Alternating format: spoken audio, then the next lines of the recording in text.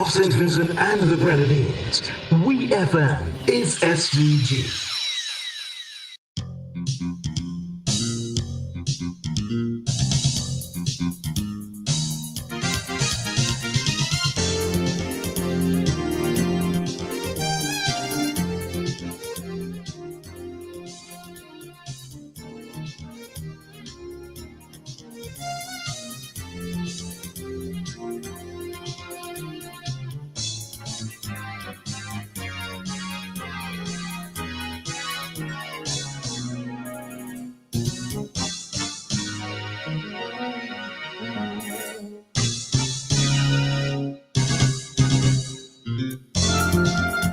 25 minutes on to 11 o'clock here in St. Vincent and the Grenadines. You're locked onto WEFM 99.9, the Clean Fresh Sound, and this is your It's Your Turn program.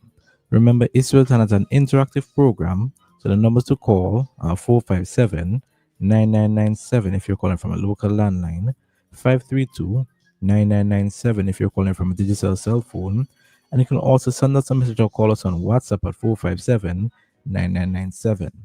The It's Your Turn program is being hosted by Mr. Cecil Ryan, Mr. Philbert John, Mr. Joel Providence, and Mr. Fitz Huggins. Good morning to you, Cecil. Good morning to you, Karen, and good morning to and greetings to all who are listening to us this morning. Another It's Your Turn program, October 19, 2025. It's good to be with you another Sunday morning. And if you're listening on the WEFM platforms, we greet you very warmly. On the Star FM platform, greetings as well, very warmly.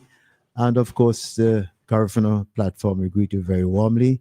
And we appreciate the fact that you're with us this morning. And we hope that you stay with us on the program for the duration of the program, in fact. And as usual, we have full complement in studio, my colleagues. So let me put you over to Philbert to greet you. Philbert?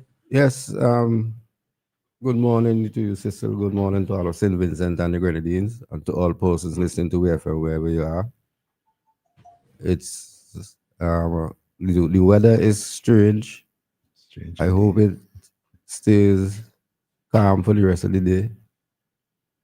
I know there's supposed to be a system in the area. We're asking all our listeners to be cautious and to pay attention to all the advisories. As usual, we bring to you another interesting program. It's an interesting time in St. Vincent and the Grenadines, and we want to hear what's going on. We want to share with you our thoughts, our impressions. Let me hand you over now to my brother and former teacher, Joel Providence, a.k.a. Bamba. Yes, P. John, good morning. Thank you very much, Cecil, Fitz, Kieran, listeners to WEFM on this, I was going to say wonderful Sunday, but P. John already described the atmosphere outside and so on. But it's going to be a great program. I anticipate good discussions, good mature discussions on the topics before us. And we look forward to the participation of some listeners who may wish to call in as well. So I truly look forward to this program. And of course, the return of the great ones. Fitz, good morning, and good to have you back as usual. Yes, good morning, Cecil. Good morning, Joel. I hope I'm being heard loud and clear. Yeah, that looks sounds. And I'm hearing okay, and good morning, my friend P. John. You guys look like the two speakers of the house up there in the low house. But I'm looking forward to another excellent program, and it's It's Your Turn. Good morning to the listeners. But Joel and Cecil, before we get into the program, I know we were talking off air about our parents on TV. Mm-hmm. So I'm going to pledge. Well, I'm in the mood in the season of pledges. I'm going to pledge that I will provide polo shirts so that we look uniform. So I'm going to ask Cecil to come up with the design. It's Your Turn WEFM program. So we get polo shirts that we all look uniform from hopefully next couple of weeks or so. So you're going to put note of my African outfit? Yeah. We got to look. What do you think, Joel? Good idea? Bad idea? Yeah. You're a marketing genius, you know. So you should. Yeah, actually, I think it's a good idea. In fact, as you mentioned that now, we can even take it a step further and at the beginning have some graphics behind that with issue at hand. Well, that a good graphic artist can actually Well, do it. you take care of that marketing Okay. piece, and then we Yeah. get it printed. With the Hopefully by shirts, next yes. week we could get it, get us looking uniform and everything. But I'm looking forward to an excellent program, and back to you, Cecil. Yeah, all right. Yes. Well, our guests are here already with us, and we'll introduce them in a while and start our main event shortly. And they look so upful and bright. Yeah. So I'm sure the discussion is going to be upful and bright as well. So they're here, but before we do, as usual, I know Joel and Pigeon in particular usually have penetrating points to make up until 11 o'clock. I don't know. Joel has had a week off to think about the penetrating points. And Fitz, you yourself, I'm sure you have some. There's always But bear in mind, we have only until 11 o'clock. There's always a few things up my sleeves. You want to shake out one or two No now? man, Joel leads all the time. Okay, Let's go with Joel. the grandmaster. Joel. I start with thank you very much, Cecil. I wanted to go first because of the date. Today is October the 19th, right? It's your birthday? Actually, no. It's I actually have two birthdays. The one that my mother gave me and a floating one. That one I can.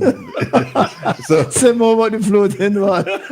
I mean, Queen Elizabeth had two birthdays, Yeah. right? Yeah, we used to celebrate it on a different day. I know.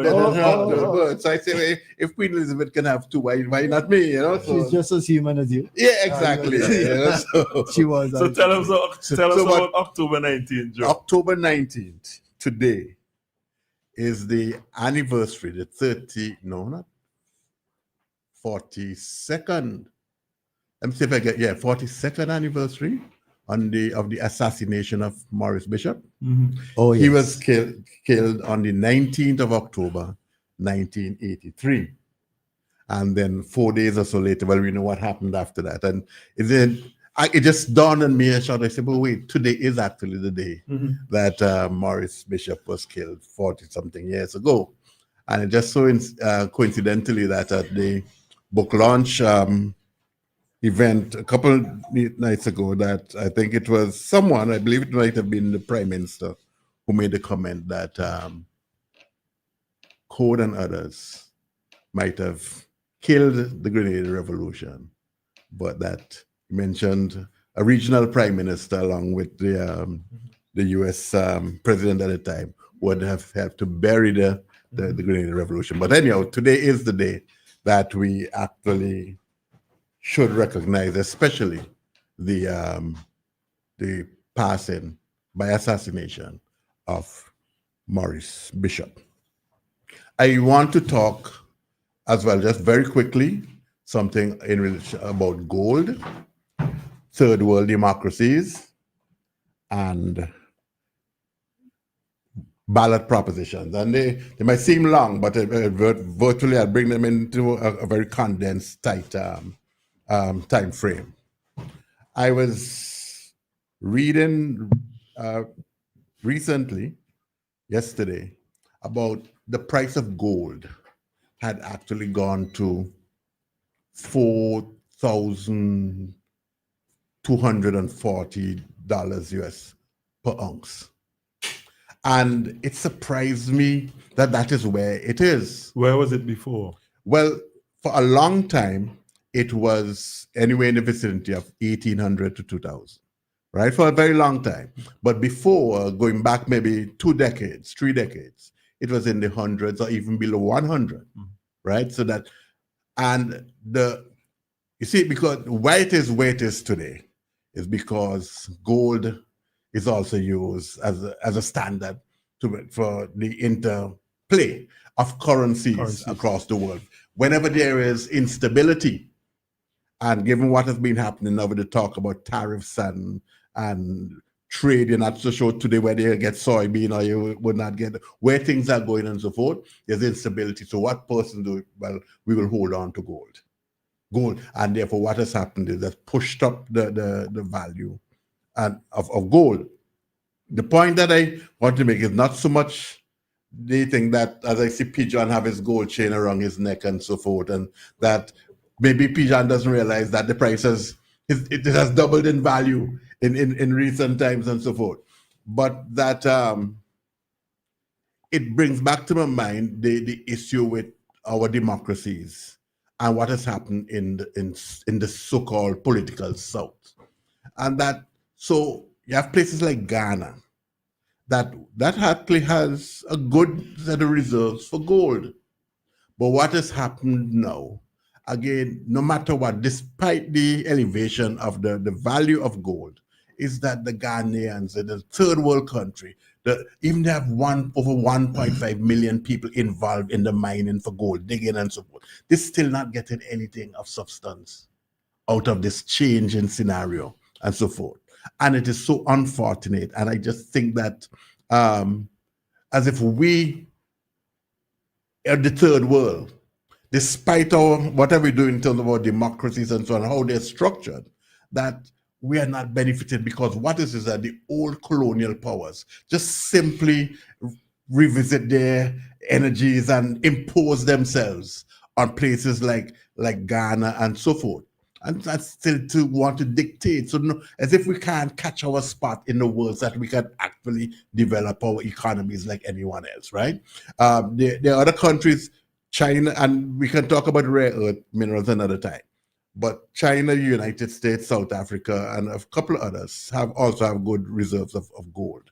But I'm just talking specifically today about Ghana and where it is, and the kind of maybe the democracy that we have, that maybe we should revisit and see exactly how we should make a change. And I come to the last point that I wanted to make in this now has to do with, I don't like to use the word referendum so much, because for some persons it seems as if it is a bag. It's something that you don't want to touch. But let's maybe use constitutional amendments. That maybe we should have constitutional amendments, and that most persons recognize that there were things in the proposition of 2009, the referendum, that persons were in favor. Most persons, regardless of what side of the divide you were, and so forth. But it ended up where it is. But we should not just simply sit and say, leave things as they are for the next 100 years. And that amendments can be made. And I say, well, okay, how do we go about that? I don't necessarily want to say, okay, let us go and have another referendum and so forth, where we could just vote on a particular day on a new constitution. We don't have to vote on a new constitution, but we can continue to make amendments. And how it is done, for example, in California, they have these ballot propositions. So on election day, persons may vote for a congressman, they may vote for a senator, they may vote for a governor, and so forth. But there's also what they call a ballot proposition that persons can vote on. I can't say specifically what the legal effect is. I do believe it has some legal, but it at least it initiates. It doesn't come into law right away, but it initiates that discussion and say, well, the people of California, and I believe propositions are also put on the ballot in other states in the United States. And I said to myself, why is it that in St. Vincent and the Grenadines that we cannot also have, once the parliament can unanimously agree and so forth, maybe with the speaker taking the lead on a couple of things that you can say as amendment, why can't we put to the people of St. Vincent and the Grenadines a couple of propositions that they can give a up or down response to, along with which party they're going to, which candidate they're going to vote on election day? And because should not be contentious, especially if these amendments are unanimously advanced by the Parliament of St. Vincent and Grenadines. So that's just my view on that, and I end at this point. Fitz? I thought he was going to go into rare earth well, yeah, that whole proposition from China and controlling the new technologies and stuff, so on. But you say you're gonna leave it for another time. I think because that by itself will take up a lot of time. Yeah, because that's pretty much where we see the world is going. You talk about gold, where they're shifting the price of gold to sort of have control over the world economies, right? And China is looking at technology to control. Yeah, so they figure with AI and all these other new technologies coming, if they have that sort of technological control, that's another way of controlling the world economy. So I thought you were going there. Yeah. And but it's good to know that the price of gold is that high, and Pigeon is no worth more than he. he's walking his value as he walks. I just hope we don't set up a henchman now to go and rob him. Rob him. No! I would hate to hear that. But the thing is, there's another saying that Joel didn't articulate. All that glitters is not gold. Well, that too. Well, when you said Pigeon looks rich, Pigeon look at you like, what? You didn't realize he's one of those cosmetic gold thing he has around his neck. You remember one time we had were they Colombians or Venezuelans? That they were on the streets of Kingston looking to buy up all the gold. I give you a joke when you talk about gold. One of my first trips to the US, years ago, I had a good partner by Arthur Cloud. He's now deceased. So we went to Chinatown. I know these guys on the street where they gold and they nicely polished looking gold and so on. And the things look bright and pretty. So I go on and I buy this nice gold chain, boy. I had this gold chain. I say, boy, this look good. Joel, by the time I reach home from the train, the thing turned black. I was like, wow. So you thought you got a good deal? I thought I had a good deal, man. I had a good deal for like 10 minutes. But no, but it's amazing. As back of Pigeon's point, all that glitters is not gold. Well, I want to switch from the gold discussion to, because I see we're kind of running out of our stipulated time. Well, we all have been following the craziness of Trump and his boastfulness in claiming that he shut out of the sky, not the sky, sorry, of the waters, another what he considers to be a mission by narcotics people, and certainly Venezuelans. So I know CARICOM leaders met recently and put out a statement. And I just want to, before we get into our discussion, I just want to read a statement. If you don't mind, I just want to read it. Yeah, go ahead. And it says, statement by the Caribbean Community CARICOM, security build-up in the region. Heads of government of the Caribbean Community CARICOM met and discussed various issues on the regional agenda, including the increased security build-up in the Caribbean and the potential impacts on member states. Save in respect of Trinidad and Tobago, who reserve its position, heads agreed on the following. They reaffirmed the principle of maintaining the Caribbean region as a zone of peace and the importance of dialogue and engagement towards peaceful resolution of disputes and conflict. CARICOM remains willing to assist towards that objective. CARICOM heads of government reiterated their continued commitment to fighting narco-trafficking and the illegal trade in small arms and light weapons, which adversely affect the region. They underscored that efforts to overcome these challenges should be through ongoing international cooperation and within international law. They reaffirmed unequivocal support for the sovereignty and territorial integrity of countries in the region and the safety and livelihoods of the people of the region. That statement, gentlemen and lady, was put out on 18th of October 2025. So just a few days ago. And it's important. Yesterday. Yeah, yesterday, in fact. Mhm. It's important. I remember PM at the book launch was saying, Joel, when Mhm. somebody asked the question that they met virtually, Yes. that he in particular has been in touch with Prime Minister Mitchell of Grenada, the Venezuelan, well, whoever it was, equivalent.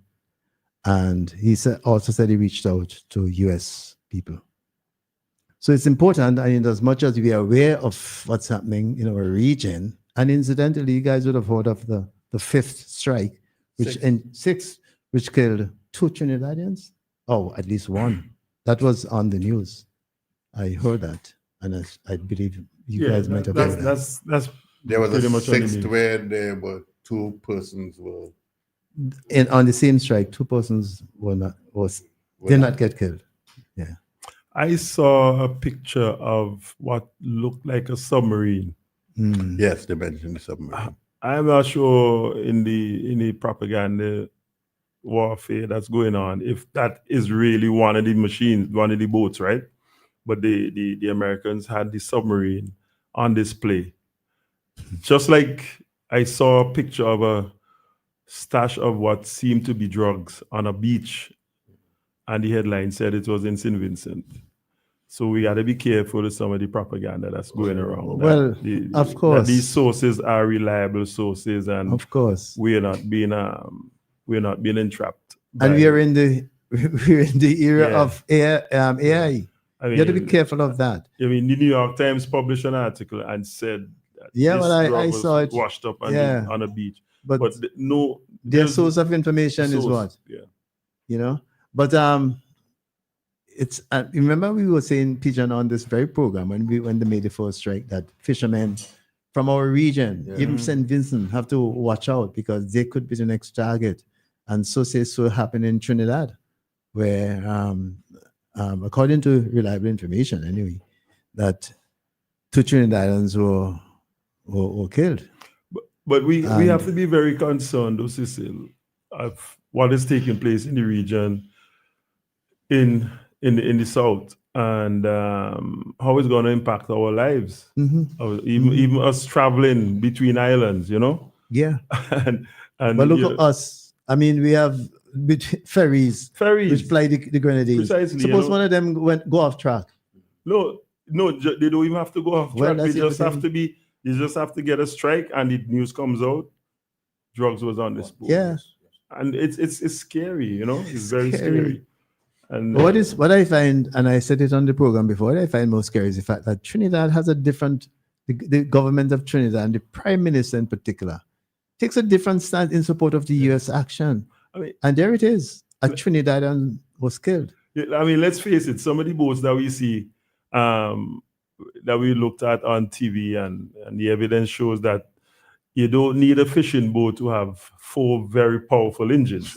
So clearly, if you see a boat with 4 powerful engines, you know You see, they involve in something that is not necessarily fishing.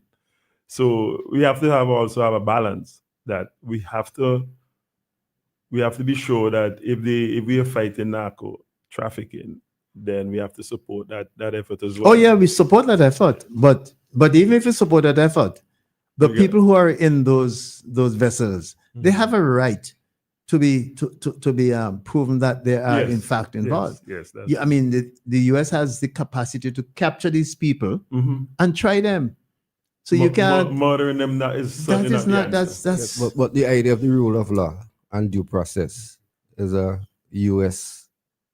calling card more than anything else. And they seem to be ignoring the rule of law and due process. And the other thing is, what can CARICOM do other than make a statement? That is what bothers me. Because knowing who Trump is, he will do anything. And it doesn't matter what due process or rule of law is involved. And that's my concern. You know, and I find that the statement, what in the CARICOM statement is there that you need to reserve judgment on, that's Trinidad. To my mind, I think it is I would say that is even as mild as possible. It is not as forceful. It's not strident. It has exercised every single thing of the diplomacy that you could think about. And so, but yet Trinidad and Tobago decides that they're still not going to sign on to that. Imagine that. You know, I And mean, it's unbelievable. therein lies the problem. CARICOM definitely could be under threat Well, because CARICOM is under strain. Yes, it is. the holding those islands together. What is the next thing that's going to divide us? Think about it. What's the next thing that could divide us? This one certainly is dividing us. You know, it's amazing, Fitz, and when you listen to the news and they said, okay, another whatever took place in the Caribbean Sea. Yeah. That to be It takes away our marketability. Yeah, you know, our marketability and so on. You know, what going to happen? Say, boy, I ain't going on no cruise. I'm thinking of going on a cruise ship that will take me to Barbados, Grenada, St. Vincent, and so forth. Yeah. They say, let me stay out of those things. It might seem far-fetched, but Joel, it's not far. far-fetched. It's not far-fetched.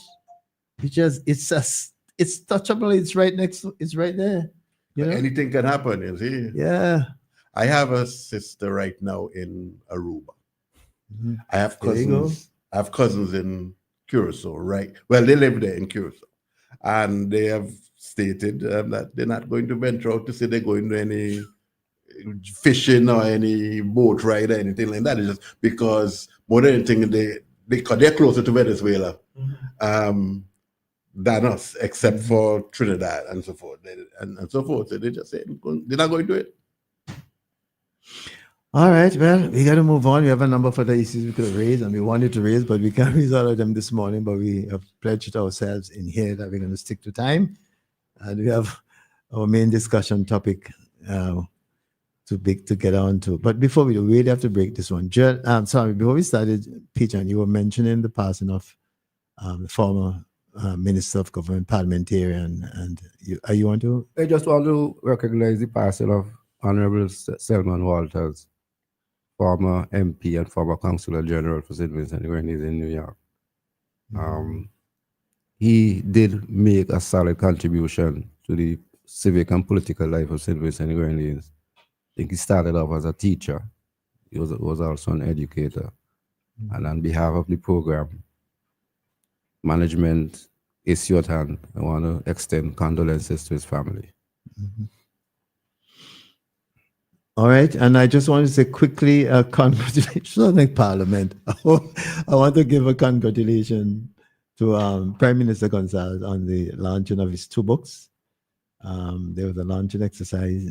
Joel, you were there. Yes, I was. Yeah, on Wednesday. Anyway, the 2 books are, I don't remember offhand the one on the Caribbean. You remember that one? The name of that one?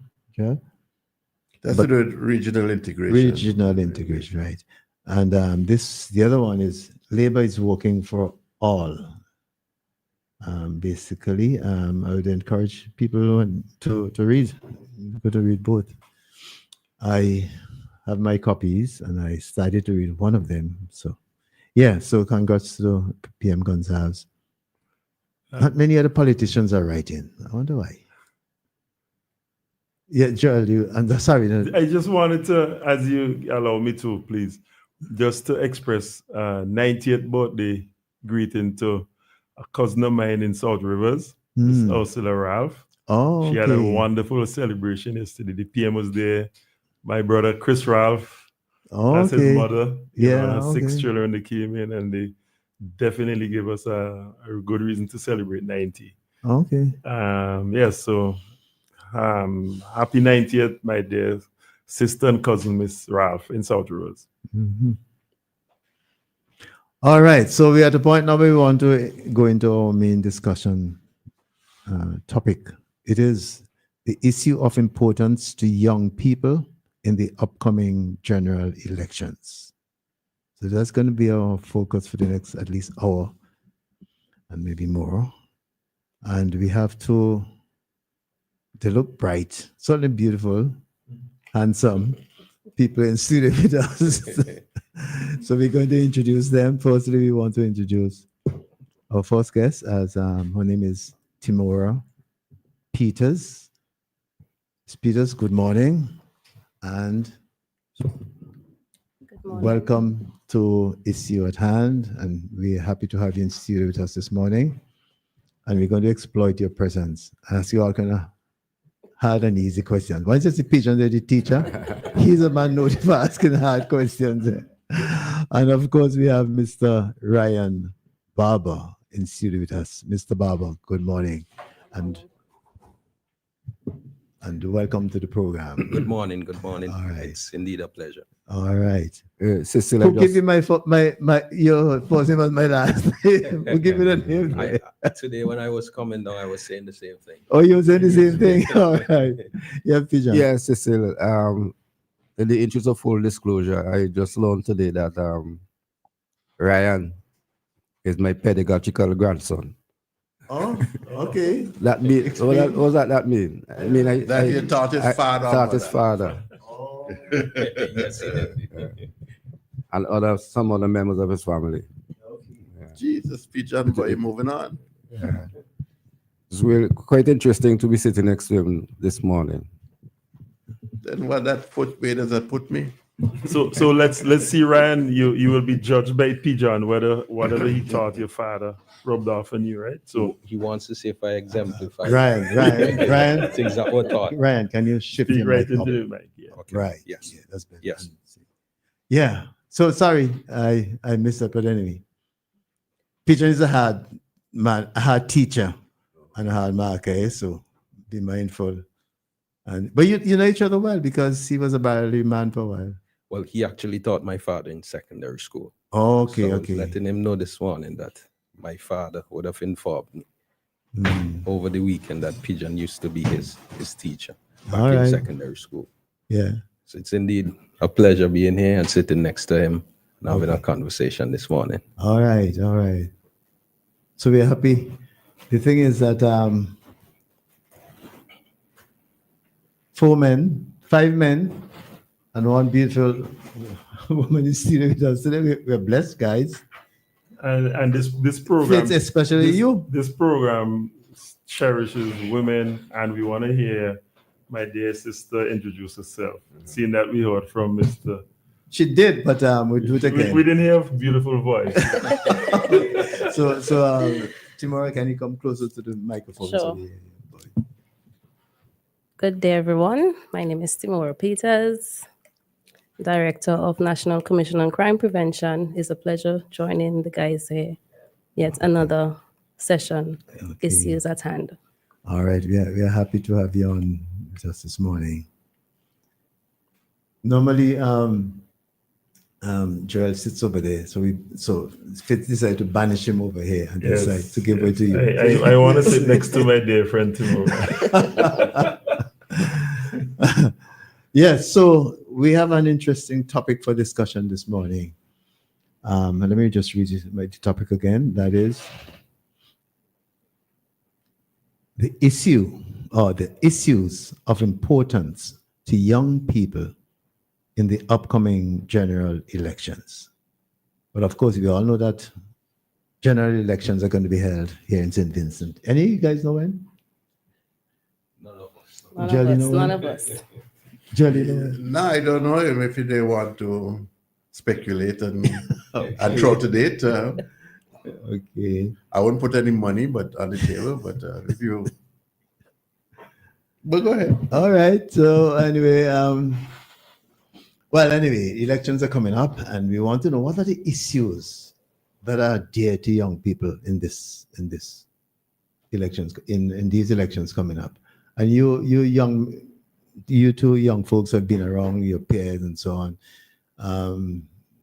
Ryan, you're from the Barody area, and Timora, you're from the East St. George, Calico, Brighton area. What are the things interacting with your peers, and from your own experience and involvement? What are some of those things that would be important for you to consider in the elections coming up? I don't know. Ryan, so you want to? Yes, no problem. Now, elections of grave concern to all age categories, especially young people. We have a society now where young people are playing a more integral part in the development of our country. And it's most fitting that elections would have some form of importance to them. I have the opportunity daily through my professional life to interact a lot with young people, even in my hometown, even at work. And there are a number of issues that young people would bring to my attention, not only my attention, but they would speak out about them. One in particular, because I'm a huge fan, I'm an enthusiast as it relates to education and training. And a number of young people are deeply interested in education going forward because we've gotten to a point in our nation's development where we are seeing that as what was taught in school, education is the key. But we're not only seeing it as the key, but it's the sole propellant to a future for any nation. So a lot of young people are expressing, would there be more opportunities for educational pathways? And this is one of the issues that must be addressed going forward. So political parties who endeavor to drive our country forward have to take these issues seriously. Now, there is the issue of affordable education. Would there be scholarships going forward? Even though, despite they're not scholarships, tuition scholarship, would education be made affordable? Would these rates be made affordable? So I want to embark on an educational journey. Would I be suffering financially as opposed to academically? So you want to weigh the scales. So I would say that education and training, persons want to ensure that despite we're from a small country, a developing state, the educational standards and also skills are to international levels. So persons want to ensure that when we go to the polls, the political party that we are going to vote for has our best interests at heart. And not only at heart, but they would ensure that the implementation of educational policies would take effect. So first and foremost, education. Second, Let's leave it with Yes, that one. We'll yes. come back to it to address it. First of all, before we ask Timur to come on, any guys, any question to Ryan yet? Yeah, but I think that it will. There's more than enough time to speak to the question of education. Yes, So I'll yes, prefer yes. to hear more, and then we can. Okay, so ask we some can questions we can ask Timur to indicate in the respect of education. Where do you? What's your view in relation to what Ryan has said? Okay, so when it comes to education, not just education, but the opportunities and the quality of education for all, right? When we talk about quality education, we're talking about the universal access through primary, secondary, as well as the post-secondary programs. So yes, opportunities starting with education. I can go on to say also opportunities that relates to investment and industry. Well, yes, you Yes. can go on, and then we Okay. can come back to. Yes, so we talk about we have the privilege of having the international airport and soon the commission port. So those are some of the things that young people, because yes, we would have the opportunities to further ourselves, but we must have the medium so that we can actually grow. And it's in terms of travel and trade, the development of different infrastructure. Yes. On the same issue, Ryan? If I may add, I myself is a product of developed educational system here in St. Vincent. I'm a graduate from an international university, came back to St. Vincent, and what I normally would do in my day-to-day activities, I would encourage young persons to take up educational opportunities. It benefits not only for yourself, but you also can contribute to the development of our country, to the development of your community. You can uplift, you can be an inspiration to somebody else. So when we speak on the importance of education, young persons have to realize that it's a pathway that leads to great development for yourself personally and also nationally. I would like to go deeper in terms of education. One of the issues that we're having is having a modern educational system. Now, we are a country, and everybody knows, came out of colonialism. And we have to craft and design our educational system to show a true reflection of who we are as Vincentians, coming from the bowels of colonialism. And this can only be done with the inclusion of young people who've seen international life, who've witnessed, who've participated in international educational system, coupled with those who have the experience. So there's the I won't say the elderly, but they're the mature ones, the ones who have great experience in terms of education, the ones who went to Cuba in the 90s and the early 2000s. So you have to sit with them, have a conversation, and see where we go forward so that we could have a true Vincentian educational identity, because we want that our children for tomorrow can say they've left a system, a modern system for us to continue on, to build on. So education, we cannot overemphasize the importance of education because it drives the nation forward. Tomorrow spoke about the application of knowledge to everyday kind of life, not kind of life, but to everyday life and living. How do you see that? Now, for persons who are generally around me in my professional life, I always say education is not something on paper. Education is your lifestyle. So there's a change in your habits, there's a change in your practice, the way you speak, the way you carry yourself, your demeanor, and also the way you inspire others. So somebody can look at your behavior and say, well, I want to patronize, I want to emulate the way he behaves because of education. And you start having conversations where there's a creation of policies, there's a creation of change. So you go to the classroom, you get the theoretical aspect of education, but how does it transfer into the practical day-to-day life? Now, it starts with conversation, it starts with behavioral patterns, it starts with the way you interact with persons, the way you advise them, the way you listen, your communication skills are developed, and you be an inspiration to others who are watching, others who come into contact with you on a daily basis. So I always tell persons around, despite you have a degree, as we would say, it must be exemplified through your actions. Sorry. I just want to ask a question as Yes. we talk about education, and I don't know if we're not looking at it too much of a narrow perspective, because you have the skills workers, skills trade, and we're not addressing that. We think we should address. How do you see the TFEC programs and all of that, those technical aids coming into our lifestyle in the future? You know, how is that sort of help us to advance? As much as going to universities are very important, we have to look at the aspect of TVET in our country. There has been the development of TVET institutions all across St. Vincent and the Grenadines. Why?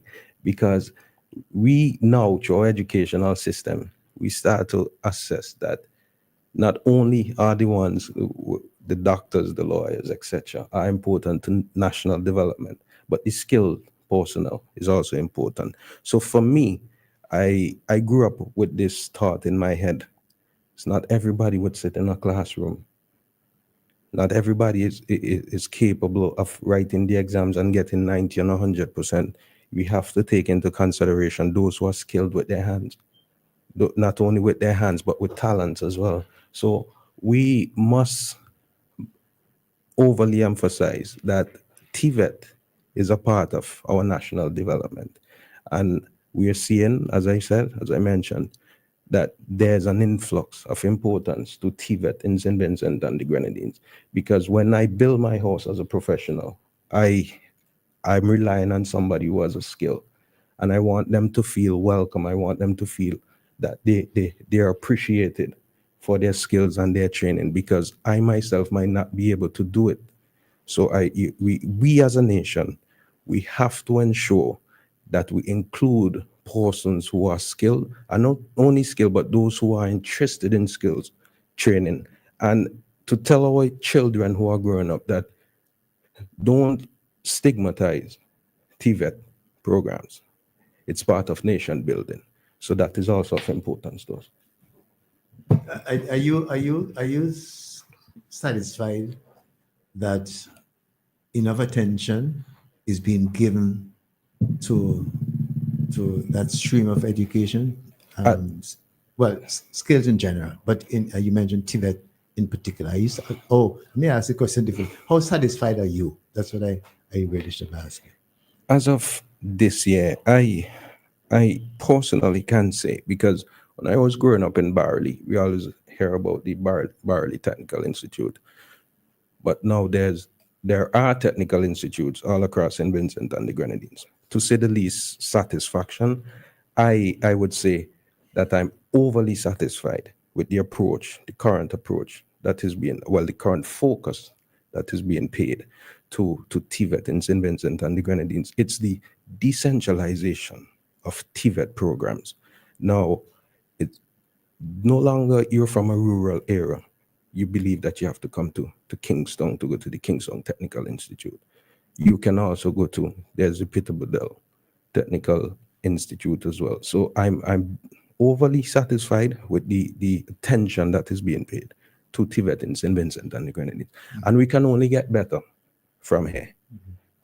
And is that, in your view, is that one of the important issues for consideration in the elections? Yes, it is, most definitely, because as I said, we have a lot of skilled young people in St. Vincent and the Grenadines. But from your interaction with young people, are they looking at that as an area? Especially in my community of Barley and nearby communities. I think the question we want to get over, are these people satisfied that they're given enough opportunities to attend these programs? Well, from daily interactions with persons, because I have personal friends who told me, and colleagues, that they had interest in skills, despite they are professionals. They want to do an extracurricular TVET program.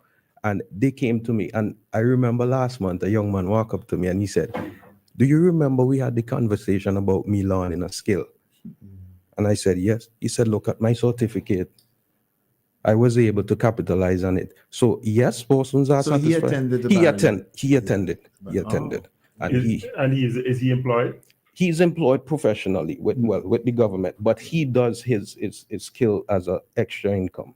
No, Ryan, I noticed though that you sorry to be the one who seemed to be imposing on you and be a little bit. No problem. We're not hearing Yeah, I want to hear from her, but I just want to. I noticed that you're making a difference. There's a divide between the use of the word professional versus a skill. As if then you said professional applies to lawyers, doctors, and so forth, and skill is to those who come through the TVET program, isn't it? But isn't it all skilled and a broad range, and they're all in the same basket together? Just want to say that. Yes, you're correct. But in fact, the example you just gave really reflect that. He's talking about these persons working professionally, but still went for a skill. Right. So that exactly makes the point that you should not make that distinction between professional versus. I think Joel's point is well taken, because I think that is probably why a lot of young people not focusing on the skill is because they don't seem people don't regard them as professionals. And I think Joel's input was really.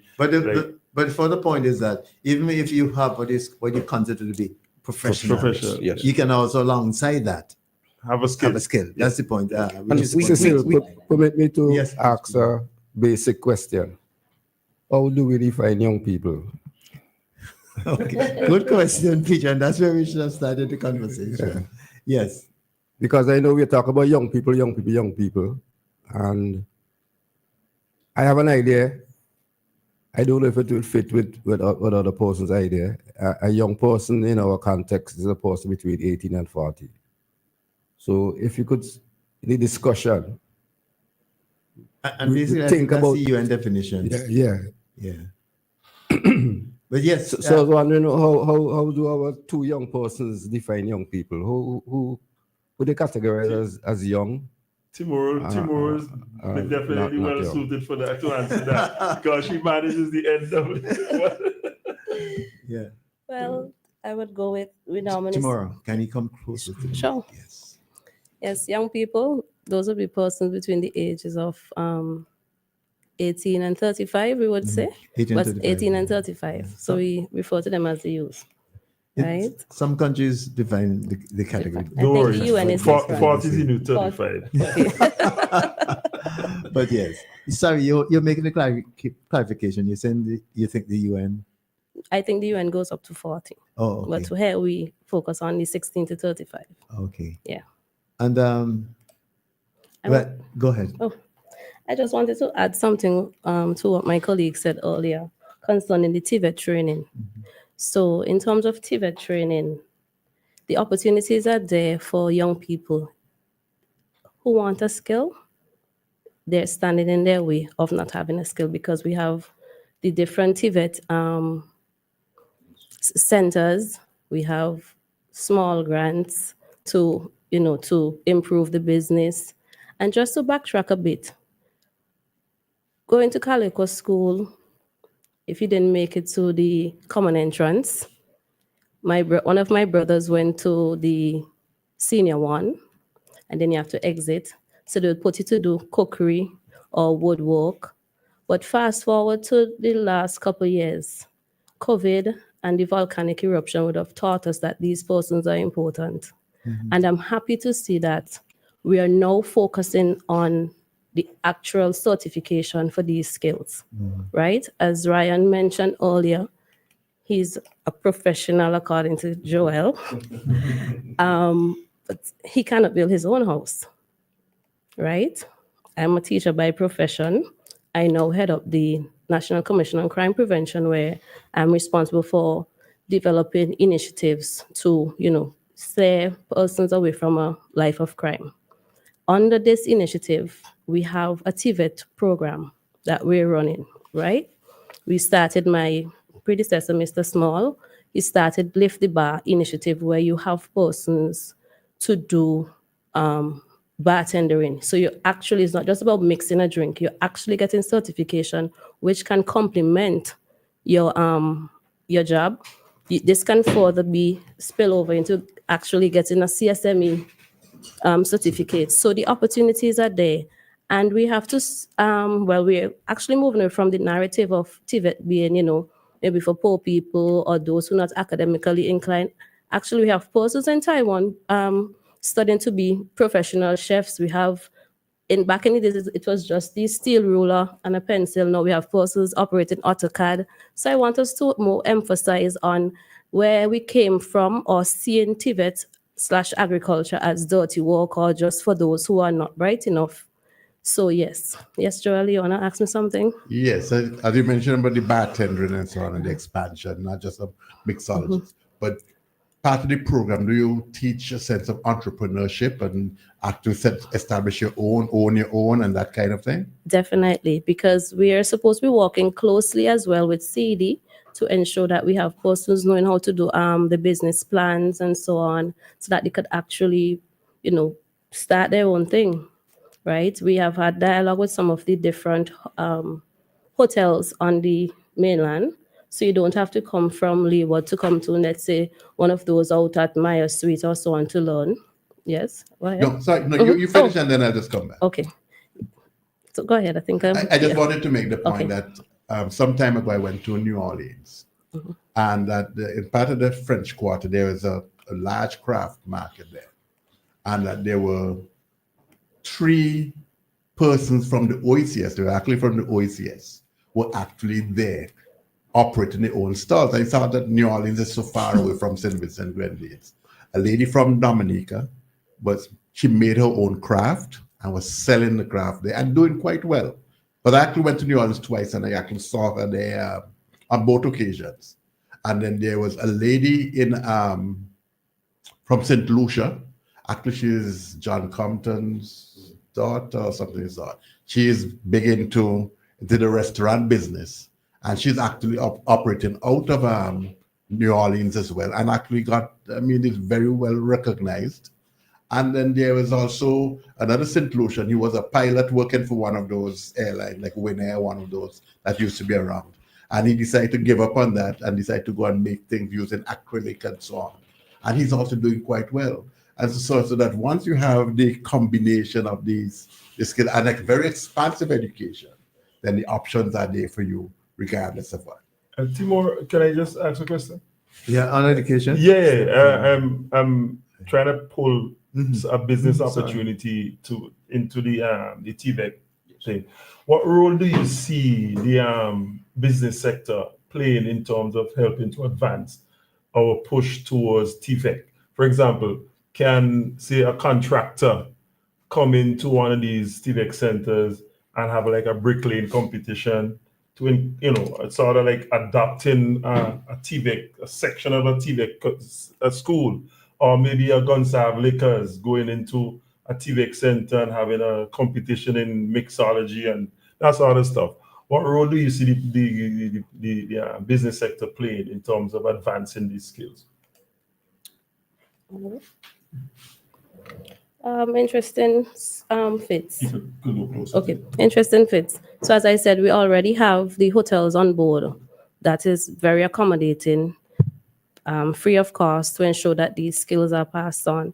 We are looking to have, let's say, the business, different stakeholders.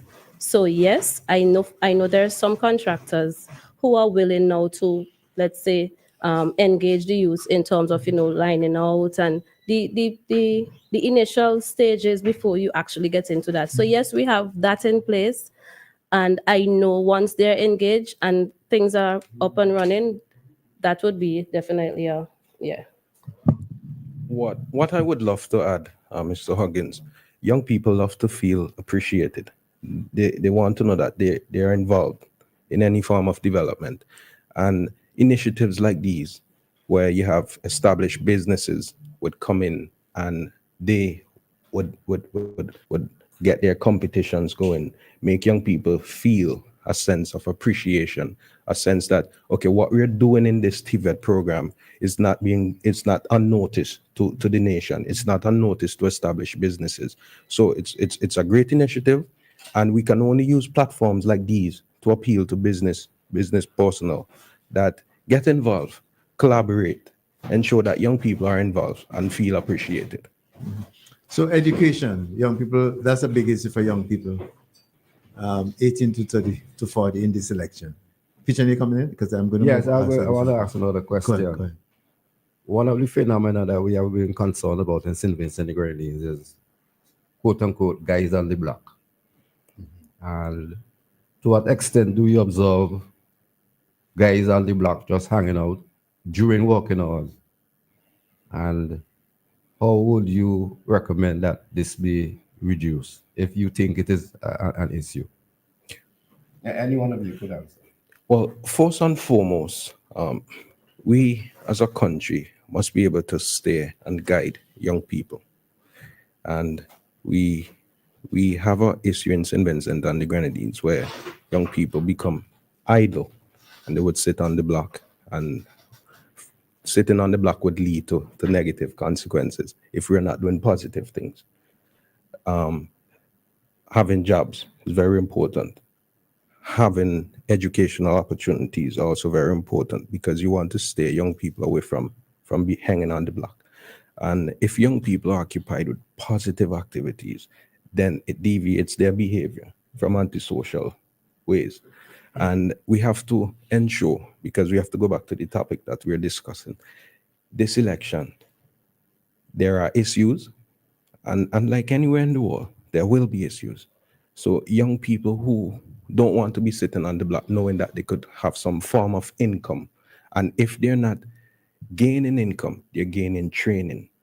So we have to ensure that we provide, as a country and as a nation, we provide these avenues for young people to deviate from just sitting on the block. In terms of being on the block, what are you hearing from the young people that you interact with or that you hear in your communities? What are you hearing them say about job and livelihoods? Well, first I must say, compared to a few years leading up to just coming out of the pandemic and the volcanic eruptions in St. Vincent, now you go on the block and the numbers start decreasing, especially in my community. Reason being, with the opening of Sanders in Central Leeway, and that's a nearby community in Buchanan. Persons are now, because I'm shocked. Central Leeway? Yes, well, I know you from Central Leeway, but no. Well, that is there's a discussion with where it is exactly. Okay. Now, persons in the communities, nearby communities, we look at Layu, Buchanan, even Spring Village. Now, I've noticed that the numbers are getting less. So my friends or acquaintances who I normally would have seen hanging on the block, they're telling me now, well, do you know I'm employed at Sanders? Do you know I'm employed doing some construction somewhere in Kingston, somewhere close by? So there are opportunities now that young people are taking advantage of. And we can't be bashful all the time, because they themselves, despite the few that remain, some are saying, oh, well, there's not enough work. What I normally would do, if I see opportunities comes up, I would send it for them and ensure that it's disseminated. Even having personal conversations with them, let me know what you're skilled in. So when opportunities comes up, I'll be able to go on the phone and call, and not only call, but disseminate the information, make it public. So young people themselves, yes, there are a few that remain, would say, oh, there aren't enough opportunities. So we have to ensure going into this election that opportunities are there for young people. What we have to do is that we can't just approach it with a broad brush. We have to ensure that, so there are a number of young people in Barley, know what they're capable of doing. So then when opportunities come, you know the target you're going to approach. Because this set of young men who are from Backland Glass, they're skilled in they're fishermen, they're skilled in agriculture, they can do something. So when the opportunity comes, that we could approach them. See, can I just, sorry, just give me, I don't want to miss the point about the block. Because we tend to kind of taboo this guys on the block thing and make it look as if these guys on the block should not be on the block. Now, my concern is if the guys are on the block between 8 and 4, we have a problem. If the guys are on the block between 6 after they reach home and take a shower and come back on the block and interacting with the socializing with their friends, having a drink together, that is part of our Caribbean community where we are on the block doing something positive. Fitz, we have earning, we make money during the day so that we can come on the block to enjoy. Fitz, no, that I emphasized between working hours. Oh yeah, okay, yeah. I missed that. If you did, then it's a very important point that when we talk about the block, we're not talking about the guys on the block between working hours. The guys on the block after working hours, to me, that's a good thing because that's where we socialize. That's where we get to talk about. So, Yes, go ahead. I'll come in Timur. after Timur. Timur, go ahead. I want to Timur. ask Pigeon to define on the block because I'm from Calico. There are certain places where young persons congregate. Okay, well, I'm from Calico. Okay, go ahead. And we had a concern at some years ago that as a matter of fact, remember the Prime Minister talk about turning blocks into NGOs.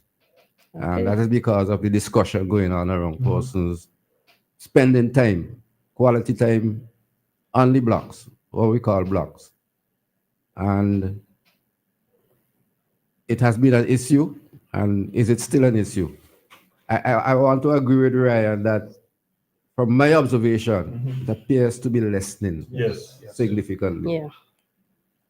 Now I want to add, being on the block between 8 and 4, we have to now look closer as to the activities while on the block, because I'm telling you, I'm from Calico, and I know there are some persons who benefited from the Prime, and they're now engaged in the GIVE program where they actually That's work for them. So on the block is not necessarily on the block. So you're on the block, yes, you have your ice box, you're selling your coconut and so on. So sometimes you have to look at the activities on the block, right? So you say on the block, there's on the block, sometimes there's selling. business on the block. So you have your ice box, you have your tray. So that's the block. So I want a definition of the Oh, I block. see. You know, so even because Fitz might say, okay, between 8 and 4, you're on the block, but you're actually on the block on your business, conducting business. Thank you. And I would say that is very much evident in Calico, where a person would have benefited from the prime, where they have the ice box. After you finish maybe cleaning up and so on, you go back to the block where your business is. You would sell your popsicles to the school, whatever it is, the golden apple and salt, whatever it is. So we have to look at the activities on the block. Interesting. Yes. I like how this opening up nice. Yeah, let me just That's a come, woman who is into microeconomics. Yeah, Joel. yeah, let me just come to follow up on what Timo said. I have an appreciation for what takes place in the suburban area of the town of Calico. But I say, for example, at those shops in Glen where they used to have the bath and so on, right? And I go there sometimes because that is I also belong to that community now, a recent addition. But there's a gentleman there has a barber shop. So that's where you get your haircut. It doesn't take long. And while in there, so he does a very good job and so on. He has an 8 to 4 job. Then he opens up and he comes there and so on. He go into the night, but others will come there and they play dominoes and they'll do other things as well. And the other person, so you can actually get a kind of a hybrid situation where persons can work and also get leisure, be involved in leisurely activity. But I also want to add one thing though. We define young people and 8 to 4.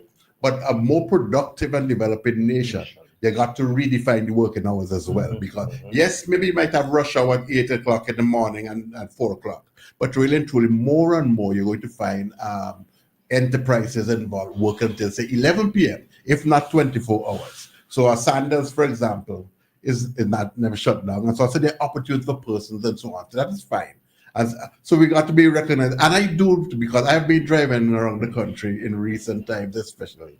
And I've been saying that the person on the block, they're not there. They're shrinking. They're shrinking. But I also look at the fields as well, to where I can get a vantage point to view what is happening in the fields, agriculturally. And also, I'm not seeing sufficient activity there either. I'm just saying for what it is worth. But I think it is something that what we just got to be mindful of, though, is that what preoccupies the time of some young people, and I want to redirect the question to Timora in particular, about the gender issue, young men versus young women. And Ryan, you can come in as well on that. But what I find is that some young men, rather than being on the block, they're also at home being involved in gaming and that time of, so they're in front of the computer, the tablet and so on. So they may be that kind of thing by themselves or with one or two, but they're in their home. So it doesn't necessarily mean that they are, if they're not on the block, that they are working. They may very well be home, but doing something else that preoccupies the time. I just say that for what it's worth. I don't know if you want to comment on the question of the gender issue. What's happening between where the young men versus what the young men want out of the elections and so on. Because I spoke with a few persons recently, and I got a sense of a kind of a non-committal kind of approach, response to the question that I posed to a couple young men. What was the question? So it's in terms of the work and job, livelihood, which is the question that Joel is asking. Where do you see a difference in terms of how they view things between young men and young women? Now, young men like myself, we are pretty much expressive when it comes to us having lack of opportunities. So when a politician comes around and he's trying to convince me to vote for his political party, I would be very expressive as a young man. I'm not being gender biased, but I'm just saying. Now, young men, they want to be able to feel secure in themselves. I mean, we might not express it, but it's deep in our hearts. Now, I heard Mr. Providence stated that although some of them, young men, are not on the block, they're involved in gaming. I would like to say maybe it's not gaming. Maybe they're involved in some computer skill at home, because from interactions with some of them, they seclude themselves to better themselves in terms of computer skills. There are a lot of young men who I interact with, and they're so computer savvy. And you ask them the question, where did you get that skill from? And they said, by just sitting at home in my bedroom. And despite the gaming, we might put a line under it. There are so advanced in terms of gaming, because if you sit down with them and you have a conversation with them, they will tell you, well, I learned this skill by just sitting in my bedroom every single day. And they want to ensure that should a political party win the election, what are they going to do for my at-home skills, like in computers? So they want to be able to sit around a table and have this discussion. What would you do for technology? Yes. What advanced program would you put forward so that we can be included? Because we're no longer on the block. We're trying to steer ourselves away from crime and criminal activities. But it's a activity that is not common or popular in St. Vincent, where a young man sits at home and he teaches himself skills. So you're saying the block probably has now extended itself to being at home, where you have social media now monetizing the activities. Yes. So they're home on TikTok, put up all kind of stuff and making money. Yes. Also be a virtual block. Yeah, exactly. So let me Yes, ask it could you be a then, virtual block.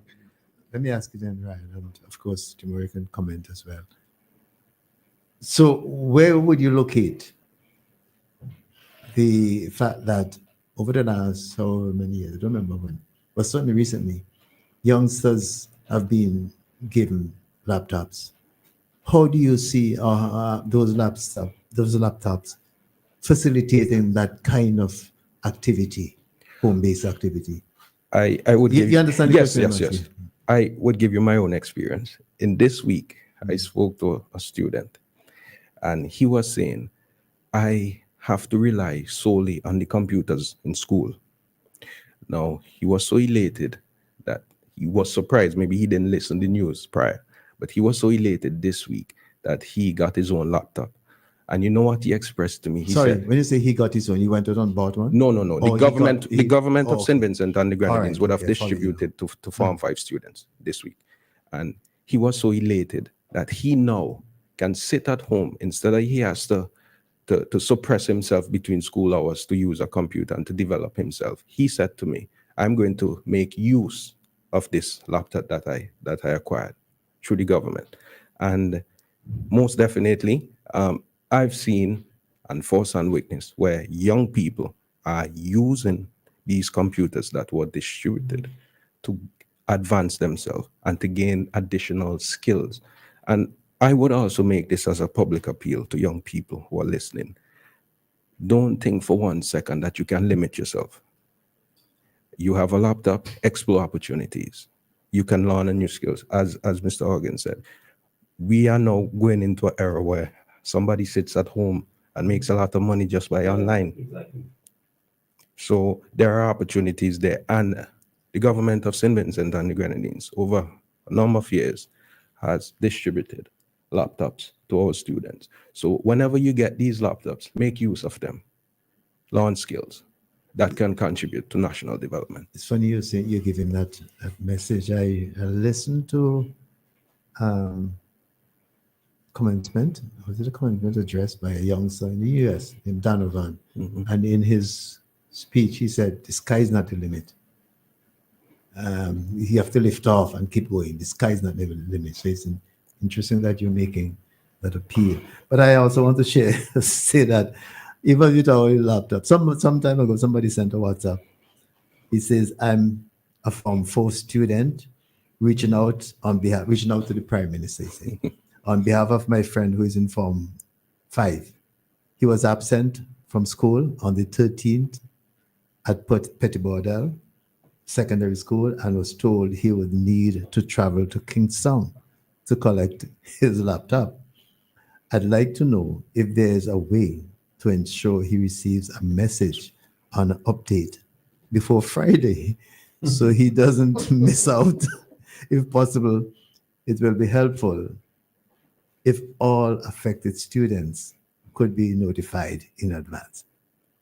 So it's interesting that now you're locating the laptop in the context of learning. Yes. And this is a great Because for students. these students are making good use of these laptops. Okay. And what I really don't appreciate is for persons in the community to look down on these opportunities or slight these opportunities, because they assist and they facilitate national development, as simple as the act might seem. Because a child who comes from a rural area, who never expected that he would own a laptop, for him to walk into school on Monday morning and been told that your name is on the list to get a laptop. When he goes home in the afternoon, it gives him a revitalized energy to chase his goal, because no longer he has to wait for school at 8 a.m. tomorrow for him to do some more. He can do it in the pleasure of his home. You're going to add to that tomorrow? And just to add to that too, yes, the laptop is very important. Or for the past, let's say 25 or so years, we would have, been able to get these things, and children would think that this is they're entitled. But for me, it's a privilege, because I believe in Ryan my time, we didn't expect a laptop. We couldn't get a You laptop. didn't get a laptop from government. from the government, right? So we cannot slight these things.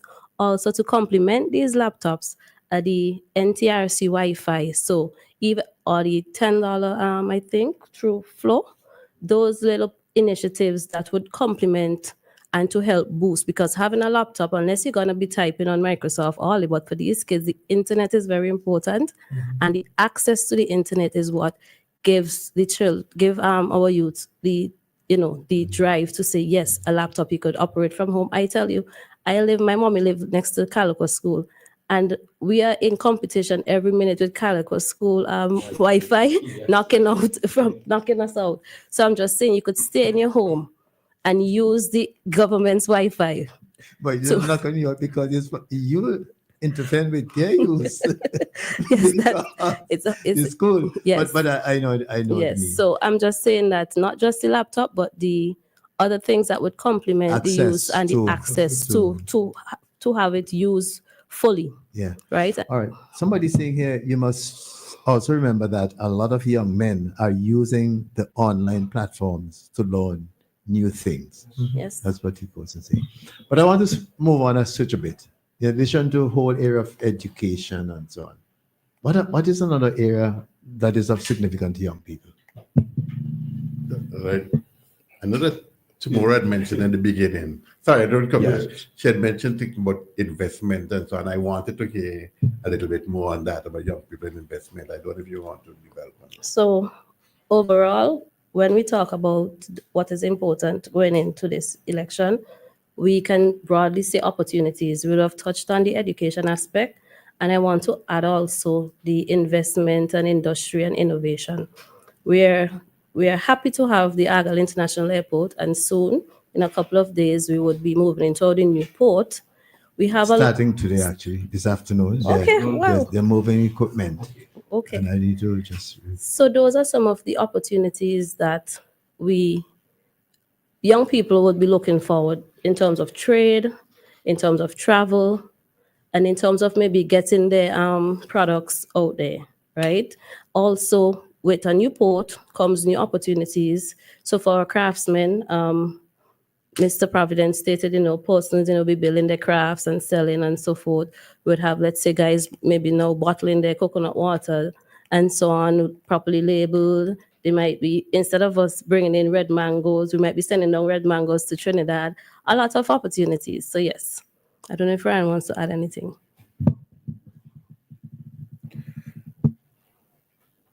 the Prime program you spoke about, a lot of young people are taking advantage of programs like this.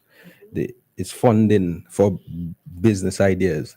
So you have a business idea. Young people going into this election, they want to ensure that when I mark my X for a particular political party, when they win, they will fulfill a promise of ensuring that my business idea that I've created in my head, it must come to fruition.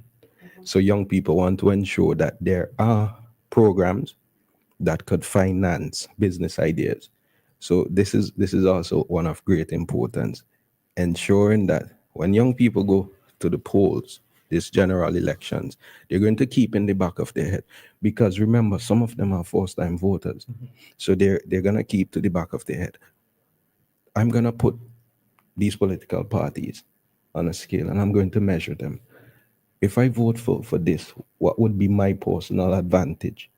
Because most time persons are looking for their own personal advantages. So as a young man, you're going to say, I'm from Barley, and I go back to Barley because that's my hometown. So I am from Barley. I am from a secluded small village in Barley, because Barley is a tongue, as we know. So if First capital of St. Vincent. yes, But you know this, Mr. Barley, he's from the secluded village, but he come back quickly and say Barley is a town. no, within Barley. No, I know. Yeah, they're town. No, I know, but you made the point that Barley is a town. Yes. Nah, the youth man smooth. A village within the town. No, but he's correct. But I'm just making the point that he started by saying a small village, but he quickly said the town of Barley. Yeah, so I would give us one of those villages. So I'm from Mountain Road, Okay. right? He called a name. Yes, I agree. I call a name. And I want to know that whenever a politician comes to my house and we have a porch conversation, as they would deem it to be. Porch cat. Yeah, porch conversation. No. No, it's a Porch talk. Porch talk. Porch talk. Porch talk. So whenever we have in the porch talk. Okay. Yeah, whenever we have in the You porch guys talk. laughing as it exists, right? Yes, it does. Porch It talk. does. Where does it exist? In various constituencies. porch talk. Yeah, there's a There porch is- talk. Come That's on, a new Cecil, man. phenomenon. Jump on, man. Jump on. That's a new phenomenon. Well, for this It's always election. been there, you know. But it's given a title now. Oh, I see. Yes. No, I'm talking about the title. Yeah. Oh, all right. So It's a new phenomenon. whenever we're having a porch talk, I want to ensure that what I express to you, if you should win, that you're going to fulfill these promises. I have a business idea, and you're going to fulfill on the promise of implementing this business idea. And not all young people have the financial means of starting their own businesses. And even though they run to establish businesses for help, not all of them would get the aid that they need. So you want to ensure that a political party who vies for power will come through for them after election. But let me ask a follow-up. I mean, concretely right now, and to be practical about it, you mentioned earlier on Prime. Well, we do know that Prime exists from which source a number of young people get financing for the project. I have heard in the campaign thing that the other party, other than the one who's doing Prime, other than the one doing Prime, Yes, yeah. other than the government, the other party is talking about the introduction of a bank, development bank. What's your views on the difference between the two? Well, naturally, if I could get some free money, as we would say, I would take it, as opposed to if I have to borrow some money. And young people, they're going to look at that aspect. Sorry, but when you say free money, what do you mean free money? Okay. Excuse Say me as for it saying is. free money, but Yeah. if there's a grant being Okay. given, yes, or you just quote unquote free money. If there's a grant being given as opposed to a loan, you ask any young person in the streets of St. Vincent and the Grenadines, naturally they would gravitate to a grant. So all of this would be taken into consideration, mind you, that if there are grants being offered by one political party and there are loans being offered at a low interest rate, naturally they're going to gravitate to the grant. But I must say, from having conversations with young people, we have to ensure that there isn't any bias when grants are given. For instance, Prime, because I've interacted with a number of them and they said, I laid out my business plan. but I was not given the prime grant. So we have to ensure those, and we're going back to our topic today, the importance for young people that's why going into elections. That is why I'm asking you So these a questions. young man don't want to feel as though if I signed up for prime, despite my surname is Barber, there's nobody high up in the government with the surname of Barber. You want to ensure that despite my surname doesn't carry a weight, or my uncle or my father is unknown, but that there's a possibility that my business idea would be approved for a grant. So this is also often especially important to young people going into this election. So that's important. All right, I want to move on. There are two other things I want to ask you about because I'm mindful of the time. There are two other things quickly. Do young people consider the area of housing and health to be important? Now, we go back to the word professional, as Joel said. A young man who started his career in teaching, he wants to ensure that there are favorable opportunities for him to gain housing because he started to think, I'm going to move away from my parents' house. I want to acquire my own property. And political parties going into this general election, they have to ensure that they send a message to young people in terms of housing, affordable housing, and not only affordable housing, but conditions that create affordable housing. So if you're gonna say, well, we're gonna give you loans at a low rate, or there are crown lands there that are available for purchase at low prices, naturally we'll gravitate to such. So affordable housing definitely is going to be one of great importance going into this election, because young people must be fully satisfied that they're going to have an opportunity, because no longer nobody wants to sit and say, at the age of 40, I got my house for the first time. A young man wants to get his house when he finished university. Just on the issue of housing, and maybe Timur could take this one. Young people, housing. And we know the issue of land space. And we're talking now about shared walls and apartment buildings. Maybe, how do you think young people respond tomorrow?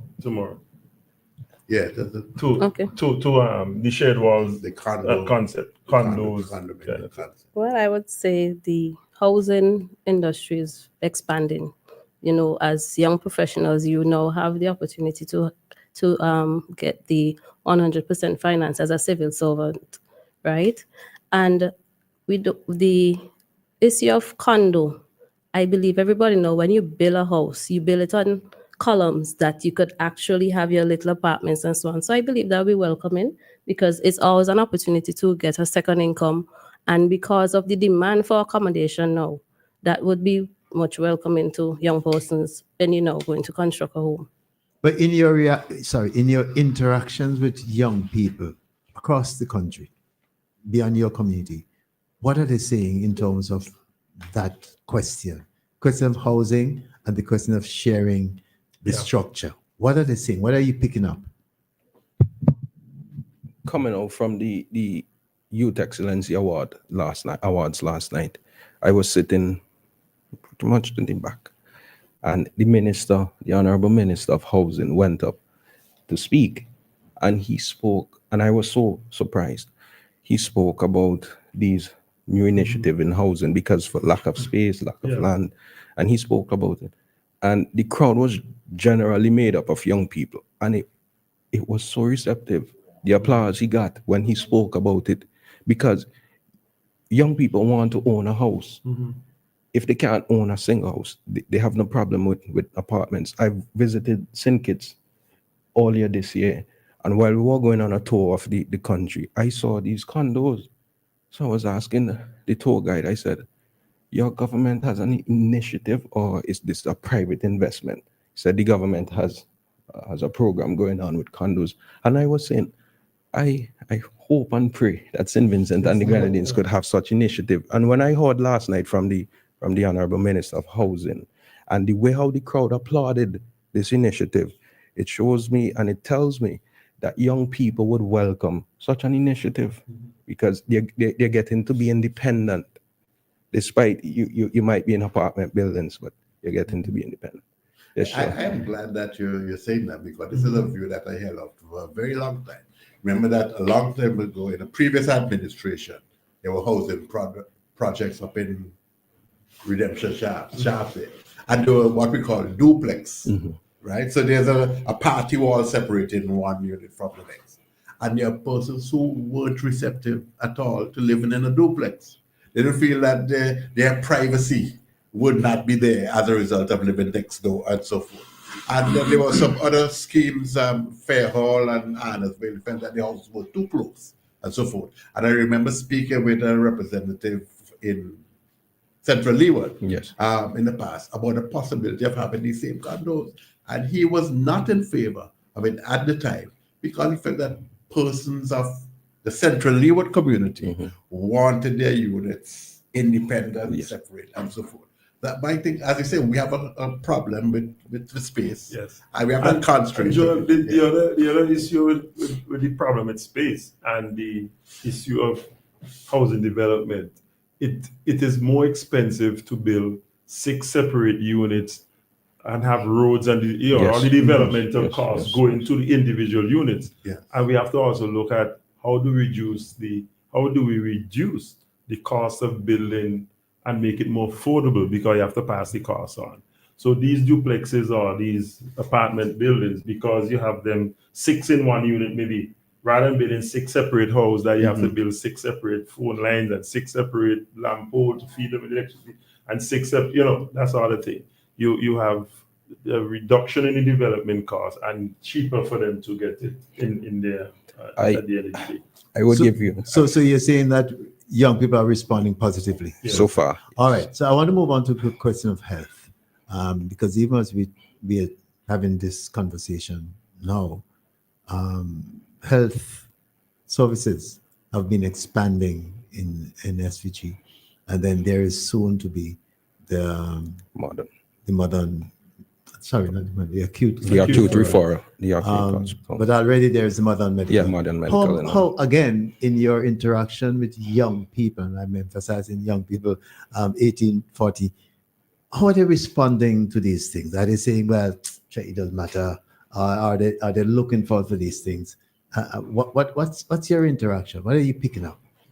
No. Let me start with Timora. Timora, start with Timora, because somebody's saying they need to hear more of you on the thing. Yes, so health services. I'm a sports enthusiast. I'm very heavily involved in football. All my brothers play football, coming from Calico. If you're not I fishing, thought you were saying you're a footballer. But yes, go ahead. Sorry to break your thought. And just to share an experience, my brother got injured some years ago, and to do an MRI, well, he never did it because he couldn't afford to go overseas to do it, right? Now that, you have youngsters coming up where you can actually do an MRI right in St. Vincent at a minimal cost. I can tell you that my boys on the block, those boys who are playing football, they could access the whole, at a minimal cost, the physiotherapy services. And those are some of the things. Because Has any of them done that? Of course, even Okay. yesterday, one of them went to do the physiotherapy on his foot. He's a national player. Okay. And I know for that reason why my brother, I hope he's listening, he said he's not going to play football again at that time because of the injury and the expense. So he just hung up his studs. But I'm happy that those persons coming after him can actually stay engaged in the sport. And if by any chance they get injured, they are able to access this. And I know they are very much excited for about the whole the new hospital that is coming, the opportunities of just jumping on a van and go to the modern medical, or going down to the steward's office, pay $15 or $10 for the physical therapy. It's there. And even in terms of, let's say, dental services, cleaning the teeth when you're growing up. I come from Calico in a single parent home. Cleaning the teeth is when you get older, right? And you can afford it. We used to use No. firewood rhizome. Okay. to do that, Or but- charcoal. I never tried charcoal. Okay. No, you have. I used to teach, so you would have students come and say, "Oh, my mom is going to take me to clean my teeth today. Miss, I'm not coming to school tomorrow. because and I'm thinking, wow, is when I beg I could be cleaning my teeth. So these are the opportunities and the services that they're excited about, and I hope that they would maintain them. So health is important. to Health young is people. important. Yep. Yes. If I may add on the Yes, issue of of health, I'll give you my own experience. When I was overseas and I wanted to see a doctor, every time I go up, I must have my health card, and the insurance must be paid. One of the main issues that are going to be critical in this election: would healthcare be affordable in St. Vincent and the Grenadines, or would every time I go to the hospital I have to present a insurance card? That is also is going to play a major part in this election. What I can definitely say I'm pleased about is the decentralization of health services in St. Vincent and the Grenadines. Because when I came back home, I remember the clinic that we normally would go to in Barley. When I came back and I saw the development that clinic has, I was so amazed. I was in the hospital in Kingston, and I heard a lady said, "I'm going to do an X-ray at the polyclinic in Bookament." I was surprised that these services are decentralized, and this is what, going into this general elections, persons are going to consider: would healthcare cost me more, or would it cost me less? I should say. But Ryan, you're saying that persons are going to consider, but I want to ask, in your interaction with young people, is that what they're saying, that these areas? So Barley, as we know, we have a lot of sportsmen, Yes. and when you go to a football match in Curtains in the afternoon, a young man would say to you, "Well, should I pick up an injury? I want to ensure that," as you said, there's physiotherapy, not only physiotherapy, but the specialist is there, specialist in St. Vincent and the Grenadines who could examine me. So definitely young people are expressing themselves, especially in communities like Barley and Layu, sporting communities. They're expressing themselves. They want to know, because there are Vincentians who went overseas to study, and they're keeping themselves close to young people who are involved in sports. Physiotherapists, especially.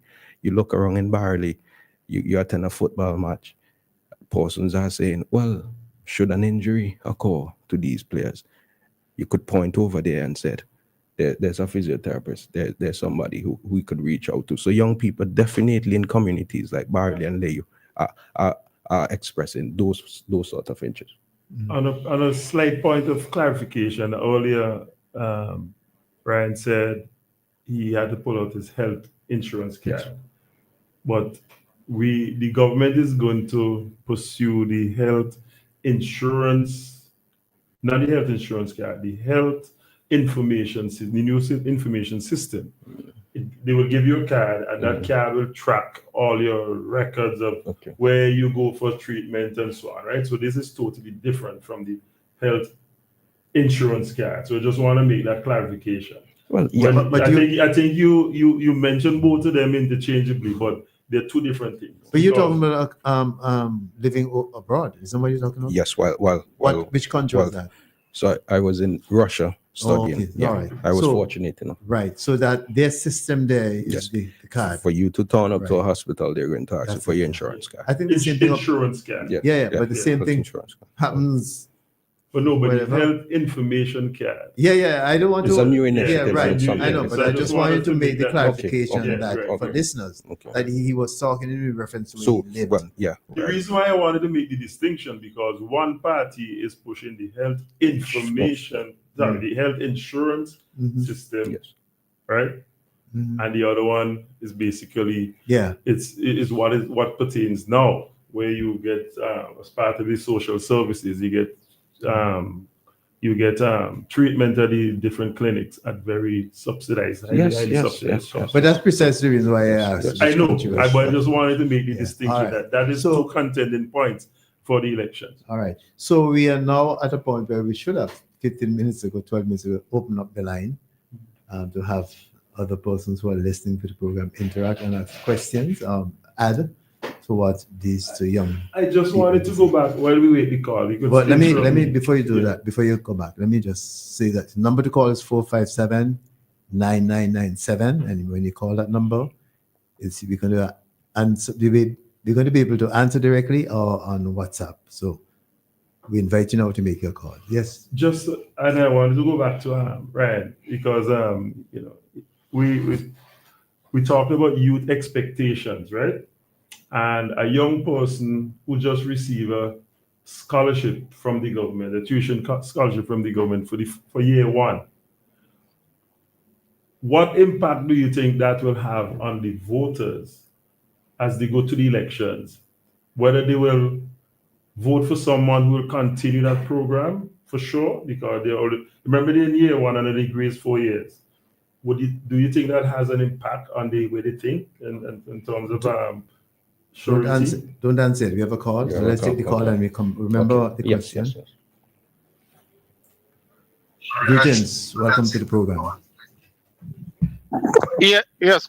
Good morning, guys. I'll listen to the program. Please. What you're talking about the health? Yeah, my name is Harold. I'm Yeah. calling from the States. Yeah, okay. I was And now, going to why ask you talking about to the pay health- attention to your phone, not to your device. Yeah. What they're talking about the health information card is very important because whether you go to a doctor in Baralia, Beckway, or whatever, once they punch that information in, they could see your course of treatment, what kind of so that way it's not a mix up with one doctor give you one medication and another give you a wrong medication, which because a negative interaction. So that's going to be very important.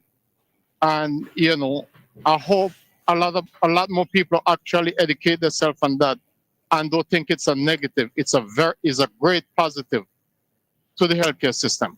All right. Any other point you want to add? No, that's pretty much it. Okay, like well, I said, thank it's you a very great much. program, lot of good information. Thank you very much. Thank you, fellas. All right, good. Yes. So the question still. Yes, of course. But do you agree? Yes, I do. All right. I do agree. So the question that you were answering. Now, Mr. Huggins, I sat and I thought about that question many months ago. Political parties. Maybe you should repeat the question. Yes. Because it may have.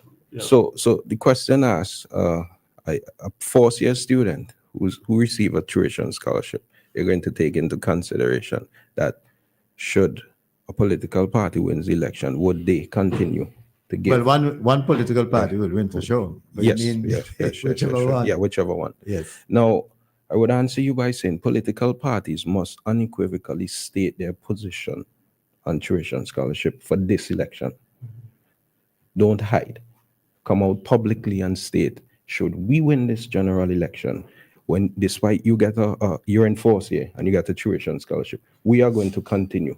Because if you don't say that, a young man is going to think, well, this political party gave me a tuition scholarship. Naturally, it continues. Caller, would you hold on a minute, please? Could you hold on a minute? Don't hang up. Yeah, naturally, it would continue. So young people are going to deeply consider, because if one political party is saying, we're going to ensure that you, for 3 or 4 years, you're going to get a tuition scholarship, and the other party is not saying anything, young people are going to take these into consideration. So you must unequivocally state that, yes, you are in fourth year, but we have dreams and aspirations for your education. All right, I want to come back and ask a follow-up question, but let's engage the call. Yes. Good morning, good afternoon. Good afternoon. Thanks for... Good morning, Big Up and for an event panelist who I know the name. My name is Dennis Williams. Good afternoon, Mr. Williams. Good to have you. Sounds very strange. Sounds very strange. No, you all of a sudden found his birth certificate. Yes. I heard him on a program yesterday. Step in, greetings and welcome to the program. Yes, greetings. Welcome, my brother. Thank you. Yes. But why I was saying that everything that I was saying there, I agree with. And then to put in my little piece, if they had no excuse, so no young, no old, no rich, no poor people that to vote for this government. You got to be totally blind. If you don't want to vote for this government, I tell you where you can vote, because in the long run they'll get majority. Because among the things that the government do, even in my day, things that I never seen to national phone, big war, housing, all this kind of thing that education, I made a prime a donation to business youth and things. So if nobody has no excuse at all in the world not to vote in the government, and let me tell you something, the country divided like a kind of way. And I tell because you have to divide children. When the Prime Minister says peace, them say war. And let me tell you something, it's nothing. No program here and the people come with. Who can't then Labour Party? Mr. Williams. Coming up this time. Mr. Williams. It's nothing they could talk. Mr. Williams. They own not the Labour Party people. Not the Labour Party people at all. And God have Labour Prime Minister to work in that. Miracle happen to his hand. Please help by God. And nobody ain't going to take civil too. After this election, we're going to ask him to Step in. Hello, step in. Can you hear me? Hold on a minute. Mr. Fitz is trying to engage you. Just listen. Okay. Listen, please. Step in. We are, Mr. Williams, sorry. We are engaging two young people. We're talking about how the young people would look at voting in this election. But you went off. How do you think that what do you think young people should look at in the next I'll give you 20 seconds. Are you there? Yes. Yeah, give me 3 points you think young people should look at as they vote in this election. The opportunities that you have to learn a skill and getting big work. And the second thing is the education that could spread the wings and to see how they're going on. Some of them having cars and house and stuff and all kind of things.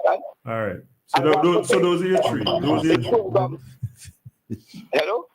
Go ahead, finish because we have to move on. Yes, and then government can have a head to run a country. You could depend on government, you put up a fire. You know what exactly? All right, so step in. The question, as I was asking our guests, have you been listening to young people a lot? Yeah. What have they been telling you? These are the issues that have you picked up that these are the issues of concern to them? No. It almost is young people in St. Vincent and the Grenadines who will be voting in the next general elections. Well, absolutely, absolutely. Many of them I talk to, it's looking like the pretty and the real bad. People like and all. No, you're moving off the track, man. Sorry, that's not what I'm asking you. I'm asking you if the issues that you mentioned a while ago are those the issues that are important to the young people. What I tell you about education and yes. Have they been telling you those are the issues of importance to them? Yes. Okay. All right. Well, that's it. Yes. Some of them so happy. That sometimes I think he it's all right. Yeah. It's all right. Education, housing, and It's all right. It's all right. Yeah. So all right, step in. An opportunity. Okay, step in. Come out of property. All right. Thanks for answering the question. And we're heading for first world country. We're heading for from a third world to a first world country. All right, thanks. We got to move on. Other people calling. Thank you very much. All right. Good. Good afternoon. Welcome to the program. Good afternoon.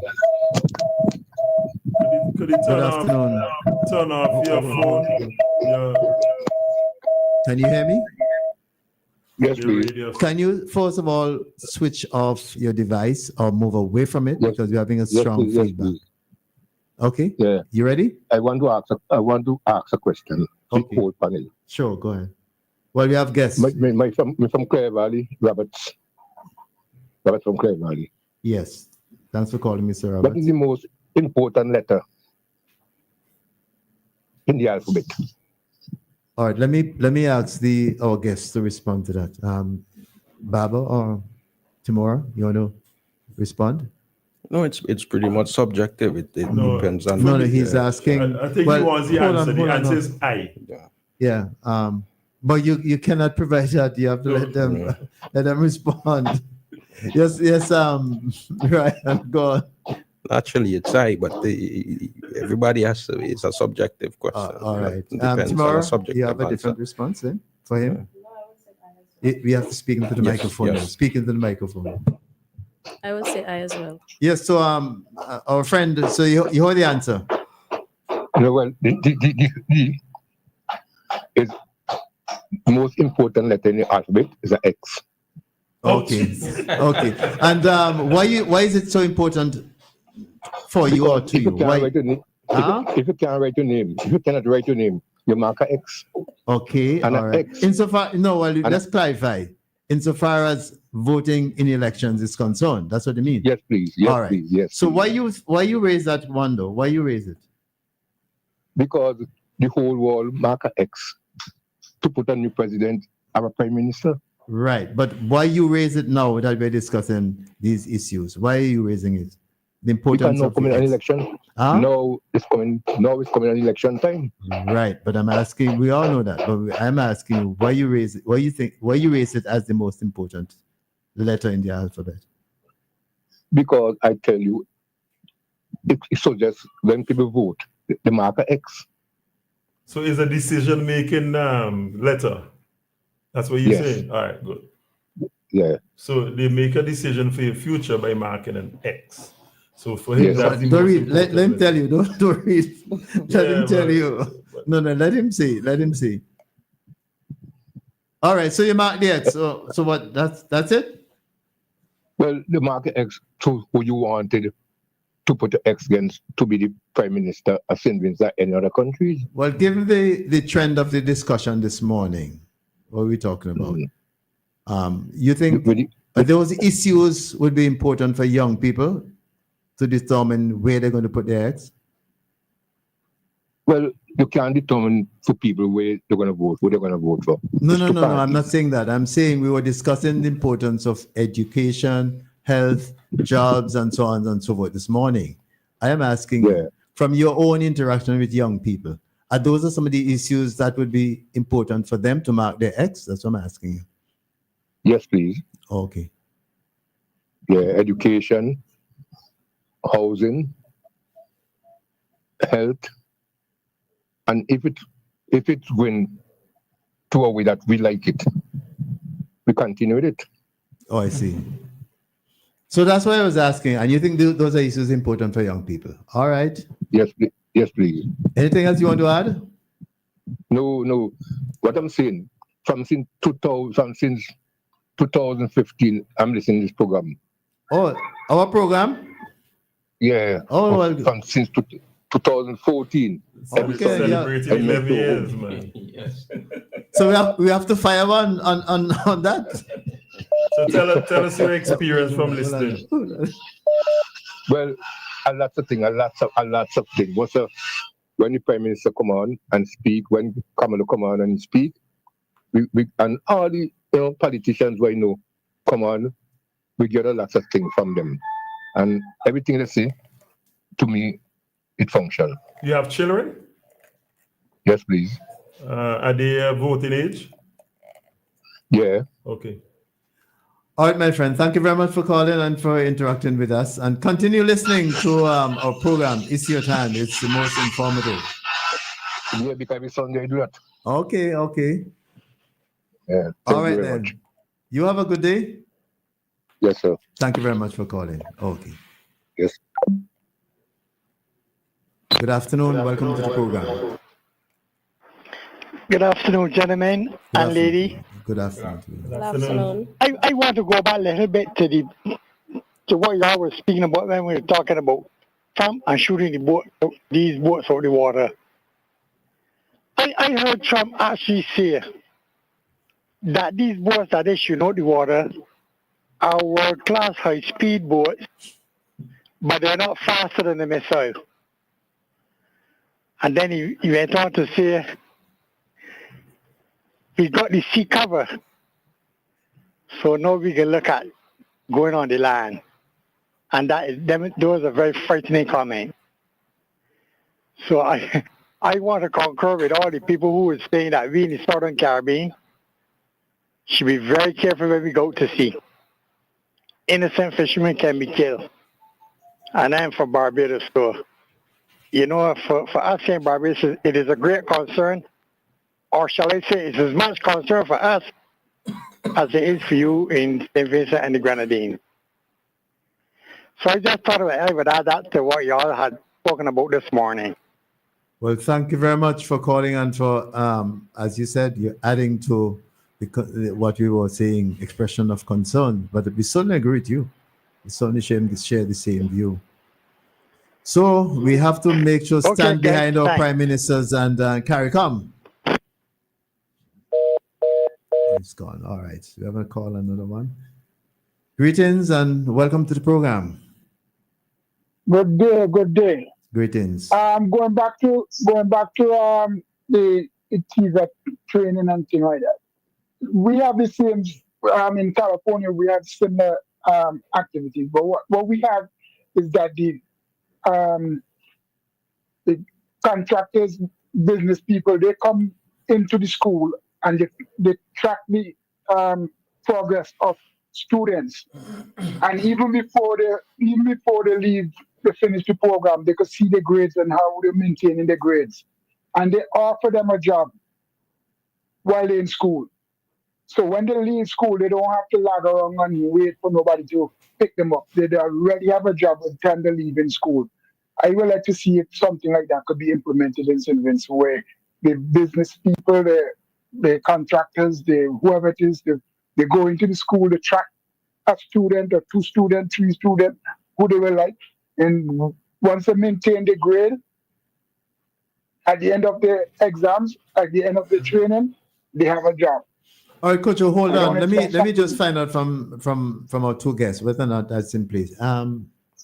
Ryan, in terms of the YES program, is that the similar kind of thing that you're talking about? Well, with the YES program, with the YES program, after that period, once you perform up to par, you mean attachment with you can gain full employment.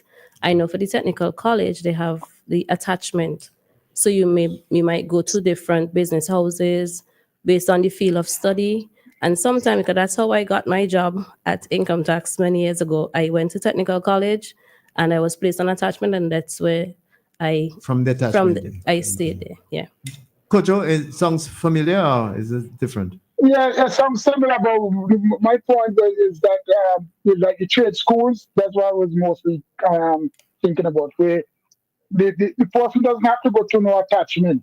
They in school, and the grades is what make the person marketable, because like for instance, if I'm looking for 2 plumbers or so, I could go to each trade school and look at the grades of the person, and I know that this person is doing a very good job in the training, so I could offer them a job once they maintain that grade, and offer them a job right there and then. So when they leave that school, they're coming straight to my business. Mm-hmm. They don't have to come and work with me before. I could just go and track their progress in school and give them a job. And that's what I'm talking about. Okay. So it will reduce the person have to go out and all that internship and things. People could get job without going to the internship. That's the point I'm making. All right. Well, thanks for your expressing your ideas with us. All right then. Great. Thank you. Yeah. Any reaction to all the calls that you've heard? Well, especially the last call. That is why it's businesses in St. Vincent and the Grenadines have a part to play in national development, and this is a prime example of one. You collaborate with colleges, you collaborate with TVET institutions. Call hold for us, please. Go ahead. Yeah, finish your businesses should collaborate. This is a really good initiative that the caller spoke about. So businesses in St. Vincent and the Grenadines should start taking up opportunities like this. All right. Call. Good afternoon. Good afternoon, fellas. Good afternoon to you. I don't think I have to identify myself. Hey. But somebody know your voice. about the issues affecting young people. But not affecting so much issues of importance Yes. to young people. Okay. Yeah. I think employment. I think opportunities for scholarship to upgrade yourself. And also the government is empowering a lot of young people. And women too.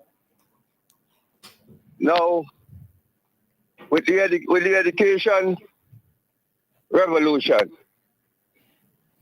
before this government came into power, it was non-existent. And in terms of scholarship, I mean, this government can boast and say that they did a lot to assist students going to university. And they have a record number right now, a record number of over 3,000 people that the government is assisting. And this is phenomenal for a country of just over 100,000 people. And they have over 3,000 people studying for degree and higher than that. We have to commend the government for a job well done. In terms of empowering young people, there are a lot of young people under the age of 50 and 40 that are in charge of a department and those sort of things. CEO, you know. So, I mean, the government, they're waiting until you get old. You're over 50 and things, they're utilizing you. And I think this is all because of the education revolution. Eh? We have young people that are capable of managing big departments and those things. We have housing. We have a lot of young people also constructing their own homes. And I have to make mention of the ladies. They are doing an exceptional job in terms of that. As I involve in that, and I see that there are a lot of young people. And this also trigger from the education revolution. Eh? Because of that, they were able to develop themselves and get employment and be in a position that they could take on a mortgage, they could hand a mortgage. Now, with the airport again, due to the airport, you have a lot of foreign investment taking place in the country now. We have Sandals, we have Holiday Inn, we have Myers, and these things come because of the government policies. So, and these would help to create employment. One of the main issue among young people in terms of employment. So once these businesses get on foot, it would assist in reducing the number of people being unemployed. We have a lot of construction projects taking place, and these also help to create employment. All right, Frankie, we So have you have exhausted your 3 minutes time, but essentially you're expressing agreement with our guests in terms of what they're saying. Yeah. And before I go, Mr. Ryan, you talk about initiative. Now, my son has a program that he go into secondary school and take farm post students and coach them, put them into business places so that they would get some experience now. And sometimes some of these same students, when they finish the program, they were happy with where they were placed and decided to follow that career path.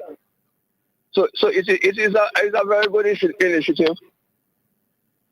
And I also think that what needs to be done is more counseling into school. And there are a lot of students who understand certain professions. And there are certain professions that they are scarcity. They don't have much of them. All right. Like engineering, quantity surveying, Yeah. and those other areas. And All right. a lot I of people see. don't know about them. I see Ryan shaking his head in agreement. So you're on point. No, it's true. No. We're not doubting you. tell I'm just confirming that I'm seeing Yes, Ryan. yes. I agree. My son just returned it. All right. And he received an offer from all the institutions that deal with engineering. Okay. And quantity surveying, my company looking for quantity surveyor for the past 4 years. That's a free So idea. that is why. That's a free idea. you get a free idea. No. It ain't no. That's all right. don't- Go ahead. it I'm ain't no just hard. kidding. So, Don't Frankie, get sidetracked. your son did quantity surveying. Yeah. All That's what right. he's doing. Okay, so you have a replacement then. Yeah, one is an engineer, one is a quantity surveyor. All right, Frankie. Thanks for your contribution today. Good. All right. Nice. Bye bye. Yes. Any response to anything that you heard him saying, Ryan? When I nod my head is when he said a lot of young people don't understand their job description when they going forward, and this must be taught in school, in our educational system, that when you get out there, this is what is required from this particular job. This is your job description. This would be your primary activity going forward. But hold on, Pigeon, do they have career days in school? I was just about to say that. Yeah. That is a given. I think every secondary school at some point during the school year have a special day where they put on display certain identified career areas. It starts from the primary school. Give us the mic. It actually starts from the preschool. So it's happening now. Yeah, it's You know, happening. Yes, there's actually a calendar that would cater to events like those. So when you see a kid dressed up like a fireman or a policeman, it's in preschool. Yes. It's actually the career that they deal with there. All right. So let me remind our listeners, the number to call is 457-9997. And you can call that to, or send a message, WhatsApp message, because when you call that number, you're connected to us via WhatsApp or just straight. If you wish to contribute to the program we're having this morning, in studio we have two youth in the persons of Ryan Barber and Timora Peters, and we're discussing what are the important issues that young people are likely to consider going into the next general elections, which will be announced soon. I would love to go back to the question of tuition scholarship. Sure, go ahead. Yes, go ahead. It's from the recipients who got the tuition scholarship, a number of nearly close to 3,000. Just a few hundred shy. Majority of which are young people. I'm not saying all of the recipients are young people. Majority of whom are young people. This will play on their minds. Because somebody who signed up this year, as you said, rightfully said, as a fourth-year student at the university, they're going to keep in mind. And undoubtedly, in the months June, July, leading up to the approval of these scholarships, undoubtedly they would have measured, should I sign up for this? Knowing there's a general election later this year, would the political party who wins the general election, will they continue it next year? Or would I have to source fund my own education? And this, I know for sure from interacting with persons in my personal life, and even in my daily life, they have raised this particular point. But to undercut that argument, the scholarships are not given by political parties, it's given by the government. No. As I said, a political party who wins, they form government, and they want to, there must be a guarantee that when you form government, your policy of education and tuition scholarship continues. No, hold on. So does it make sense for a government to put a policy in place that benefits the people and for subsequent government to undercut it? That sounds like you're spreading some kind of like a propaganda.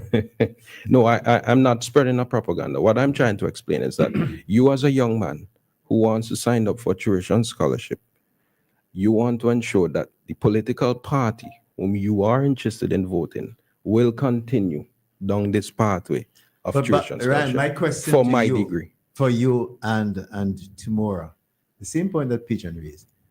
In your interaction with young people across the country, is that what you're picking up from them? That's the point. This one in particular, tuition scholarship, is on the high importance scale for young people because somebody signed up this year for the first time.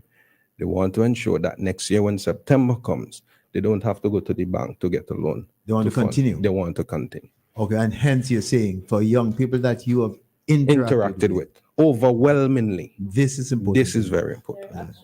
You have to speak. Yes. Yes, they're looking at continuity. So it's a leap of faith. What do you mean continuity? Just as Ryan said, would we be able to get tuition scholarship next academic year? Or would there be the opportunity to maybe get a disadvantaged student loan? Okay, those are some of the things that they're weighing up for persons who, because the tuition only caters for tuition, the disadvantaged student loan would cater to other things if you want a buffer instead of, for the government to back that funding for you to finish your university education. We have a call online. Let's take this call. Greetings, welcome to the program. Hello. Greetings, welcome to the program. Good afternoon. This is Marlon. Greetings. Calling from Toronto. Okay. It's good to listen to the young people and particularly about the interest in education and so on. I'm hearing a feedback. It's not their interest, the question is the issues which they're discussing. Hold on. You're hearing a feedback, is that what you said? Yeah, I'm hearing, yeah. Well, it's not. I heard my voice twice. Well, it's not coming from here. I'm hearing it twice. It's not coming from our source, and it's not coming from people who have answered, who have responded. So you have to address it where you are. So let me try and call back then. Well, it's up to you. It's sure you can call back, but make sure you address it before you call next time. All right? Okay then. Thanks for calling. Yeah, sorry. Right. I just see people. I want to emphasize that the discussion we're having today is not your interest or Timara's interest. It's really from what you picked up interacting with young people, what they're saying. What did they say? Yeah. Yes. So we have the call coming back. Let's get it. Greetings. Welcome to the program. Hi. Yes, it's me again. Yes. Okay. Go ahead. No, I think to address the concerns of the young man referred to as Ryan, his name is? Yes, yeah, but he doesn't have a concern, The question that we're discussing. Well, no, hear me. It's a big difference. The question we're discussing, what are the issues of importance to young people? That's the question. Okay. And all I would simply like to say is that every government historically tends to build on what the previous government left. So I am of the view that were the NDP. You're not listening. You're not listening. Hold on, Marlon. You're not following Trump. And what are you doing in the US? Not following. But go on. Well. No, you said every government is following the policies and program of its predecessor. That's what you said. Okay. We're talking in the good sense. Follow the same thing. Talking in the good sense and context. Yeah. Oh, okay. All right. Because I came out of the ULP youth back in the late 90s. I was fresh out of university. And among the young people who made up the leadership core were several of us who had also just come out of university. I could call names. Don't call names. Don't call names. Dexter Just go on. Jelito, Richard Williams. No, just go and so on and make so the point. forth. No, don't call names. You don't need names. In 1992, just 21 years old, I was able to go to DEFCO. Because back then we had a development bank. And I secured a loan. I'm from humble beginnings, low man sale, father policeman, mother was a seamstress. And I completed with much struggle, with much pain, my university degree. That is almost a decade before the ULP came to office. My friend Frankie Brown, who called earlier, went to cast. He joined my brother in studio in the 90s, I think it was, late 80s. He went to Mona. A long time before the ULP. So the point is that what the ULP is doing was built on what was their prayer. And I must, as I've always done, commend the Unity Labour Party for increasing by a large degree the amount of scholarship and the assistance given to students. It's now much easier. But I only gave my example and that of others to make the point that in St. Vincent, we have a history of building on the success of the previous administrations, previous institutions. All right, hold on. You've been wished to hold on. Hold on. Let me put the question. Let me put the question to Baba and Peters. Let them respond to your question. So just hold on for yes. Let me repeat the question. Huh? Go ahead with the question. No, basically what he's saying is that in his experience in St. Vincent and the Grenadines, he gave his personal thing, that the governments have built on what the previous government has done. But that in itself is development. You have something today and you build on it tomorrow. And persons are appreciative of such. So an initiative was started and you build on it so that the general citizens of St. Vincent and the Grenadines can benefit from it. I get the impression that he's saying, well, that's normal, that's progress. I think that's what he's saying. Marlon, is that what you're saying? That's expected. Yes, that's what I'm saying. And Yeah. before I go, No, don't go yet. I want you to hear the response from Peters. Peters? Well, this conversation stemmed from the tuition. What are they expecting next academic year? And the current government, we are big on the Taiwan scholarships, right? And if there are dialogue of the competing party that they would break tie with Taiwan, this too is a consideration for young persons. So yes, Marlon is saying we would build on what already exists, but in another breath, the other party is saying that they will break ties. So I'm just bringing it back to the concerns as to what youths would be actually looking at. Think about those persons who just went out to Taiwan. Would they be coming back if the script is flipped, right? So this in itself, Marlon, you would say that yes, they would build on it, but from out of the mouth of the other party, they would not. They have no desire to do so. Marlon? you want me to respond to that? Well, of course you're interacting. What do you mean? I mean, Hold on, Marlon. Hold on. Yes. Point of respect. Yes. Point of respect on this program. Peters, who just spoke, and Ryan Barber are our guests. You don't make disrespectful statements like that. She responded If you want to continue and to contribute, engage her. But what do you mean if I expect you to respond to that? Of course. Okay, listen, here's what. I have never heard, neither have I ever gotten the impression that the New Democratic Party will not negotiate something which pulls scholarships from hundreds of its citizens. I can only presume that given the record of the New Democratic Party, which I benefited from as a student, as a young business person back then, that they will ensure that students, if they do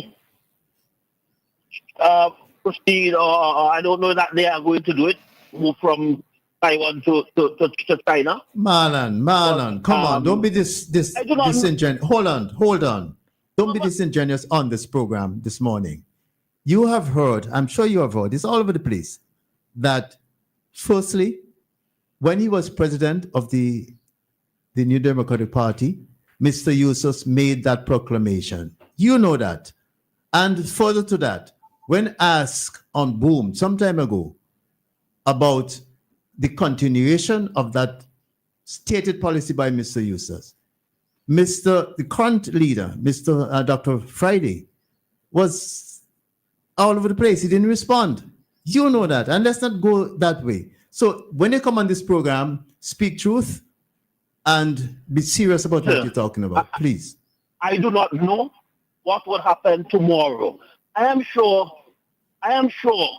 that things could be negotiated and so on and so forth. You're sure? To suggest that a responsible party, which is the oldest party in St. Vincent and the Grenadines and one of the oldest in the Caribbean, would pull a few hundred students from Taiwan because of a change in policy. Sorry, hold on, Marlon. Let's have a nobody said pull. The party would not pull those students from Taiwan, but by virtue of the stated policy, expected direction in which the party is going to go based on their pronouncement, they're likely to align themselves with the People's Republic of China to the exclusion. Let me finish. To the exclusion of relations with Taiwan. You know that. That's what they've said. And when that happens, you think that they would continue? That they would the students who are there in Taiwan would be allowed? I don't know how they would proceed. I know if I had a say in it, I would. Well, you don't have a say, obviously. You're not in the leadership of the NDP, so you don't have a say. We speculated and we fear-mongering. No, we are not. We don't do that on this program generally, and on this particular point. You're asking me a question. No, hear me. I'm trying to answer how I would. No. It's not that. Your answer must be. And he won't allow me. No, that's your opinion. We're dealing with facts. On the program. And you may not like it, but your opinion cannot be facts. You gotta look into the future. All right, my friend. All you could do is judge by the past. And what is the past? The past is that the head of the party at one point. No, hold on. The past is this. The past includes this. At some point in time, I can't remember the exact year, the leader of the party, Mr. Yusuf, made a statement that the NDP, if it gets into power, would break relations with People's Republic of China. That's the past. Also, when asked about whether or not he would continue as leader of the party, Mr. Dr. Friday. I am sure that every student in Taiwan would be allowed to complete their university education. All right, my friend. I think you represent the Taiwanese government. Yeah. And you're not familiar with the policies of the Taiwanese government. You can pay the universities. All right. Okay. Marlon, I just want to say that the umpire hand is up. The second largest. Time to put it back under your shoulder and walk off. Did you hear Pigeon? But before I go, Cecil, before I go quickly, my friend in the US, Kojo, was basically pressing the need for an apprenticeship program, and I've also called for such a program on multiple occasions, where you have our students at the TechVoc learning and earning, so that, for example, you have them doing stints, fixing up, maintaining public buildings, instead of leaving them to dilapidate, to fall apart, to crumble. And it helps with the credit scholastically, and it puts some money in their pockets. And businesses like my business would be able to hire people who already have some experience apart from some theoretical experience. So I would like to see a national apprenticeship program, because we don't have any. Specifically where the trades are concerned. Okay? All right, have a good one. You too. If I may. Yes. Foreign. Hold on. Yeah. Malan, I didn't realize you're going off, because you said goodbye. Go ahead. Yes. Foreign policy is also an issue of importance going into this election. Now, and the issue of Taiwan and China would sit there as one of the most important. I'll give you my own experience. While I was studying, I wouldn't call the country that the students belong to, but there was a change in regime, and these students, they were going to their 4th year, so it's a 5-year program, and they were called back home because of the regime change, and they, for 4 years, they had difficulties being accepted back into the country to attend a new program. So we have to take this into consideration, that young people are going to the polls this general election. Would I be called back home to St. Vincent from Taiwan? Or would it be difficult for me to find a program in China going forward?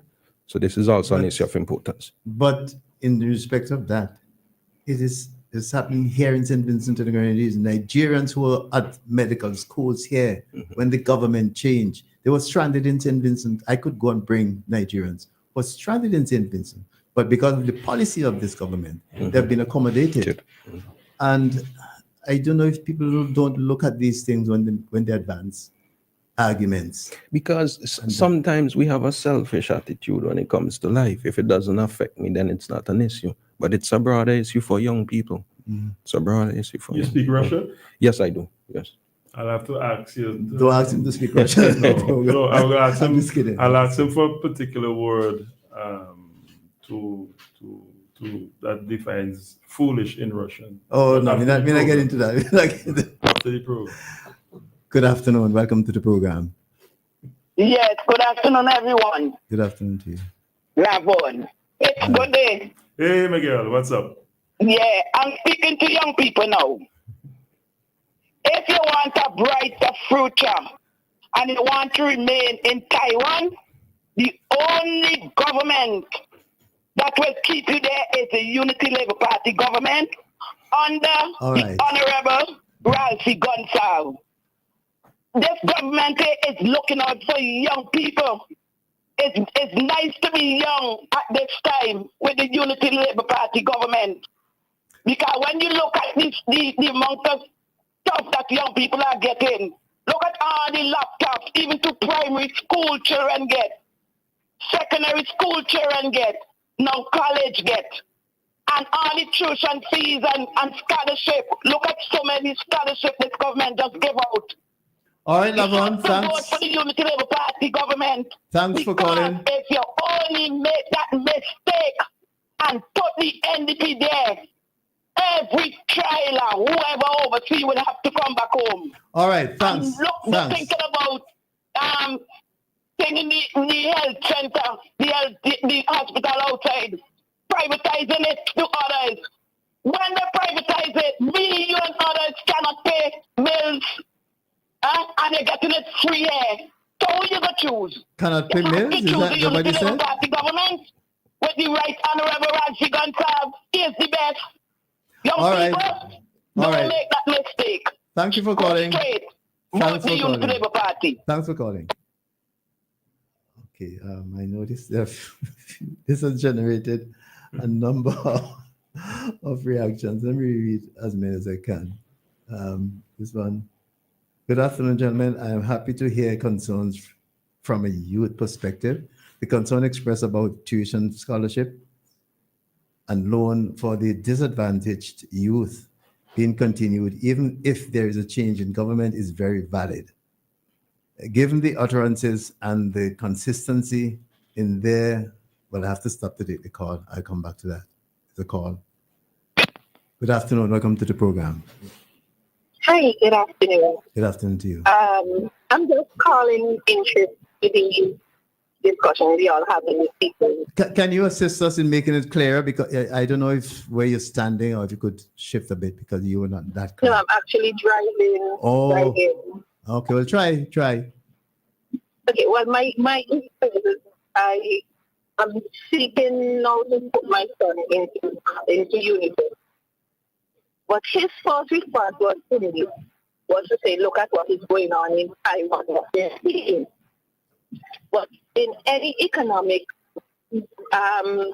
crisis, any government changes, there has to be some repercussion.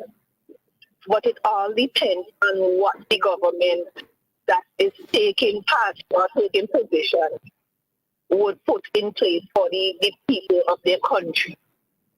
So I don't think it's a party thing. Even though that whether Green Party, Purple Party, Yellow Party, or any party goes in, they have to look out for the people. If you catch my drift. Yeah, we follow you. But I want to have these young people respond to you. As good afternoon. As much as this is a fact, what political parties are responsible for are stating their policies should they win. So whenever there's a upcoming general election, whenever they go to the public, they have to state unequivocally, this is my policy. And on the policy of the issue of China and Taiwan, we've heard from both political parties where they stand somewhat. That's so true, my dear. And I stand for that because a party can't just come and say, oh, because I win government, you're going to call, not pay the people or call back home the students. Suppose some of them don't have scholarship program that was given to the government that was in party before, and their parents would have funded them. You know how hard that would be? It is. And young people are taking these things into consideration, They're taking them into consideration.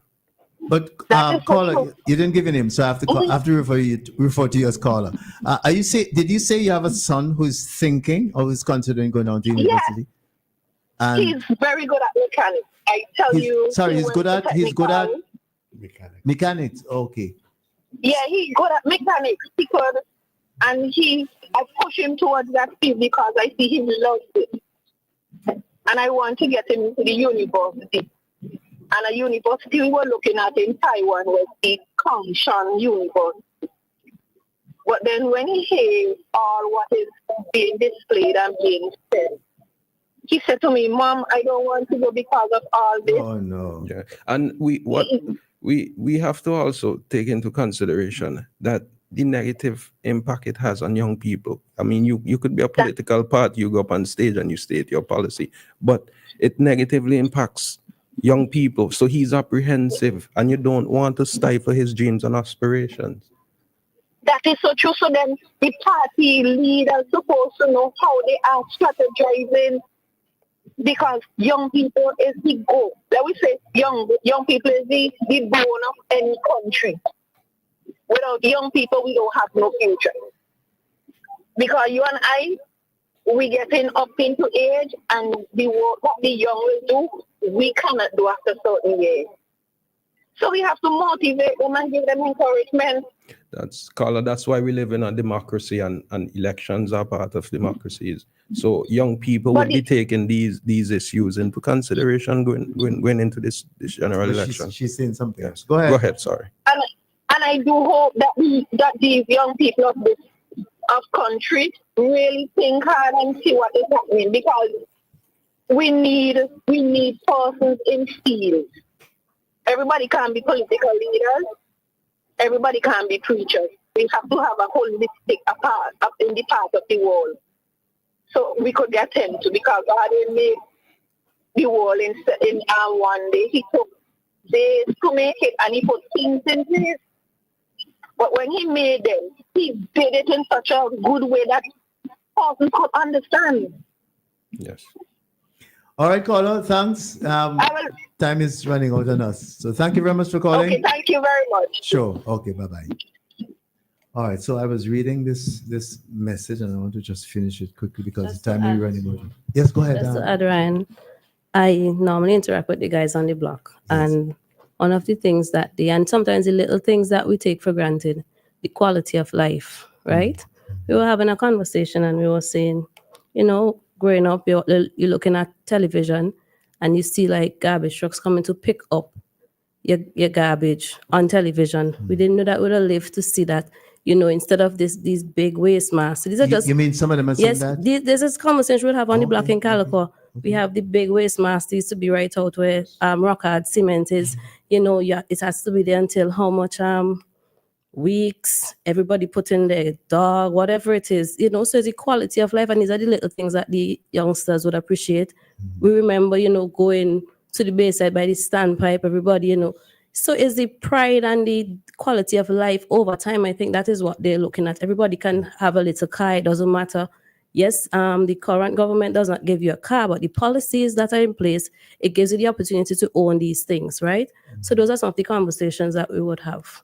And then another question to put into the Taiwan, they're saying that, yes, let's say the script is flipped. Would Taiwan pull away from us?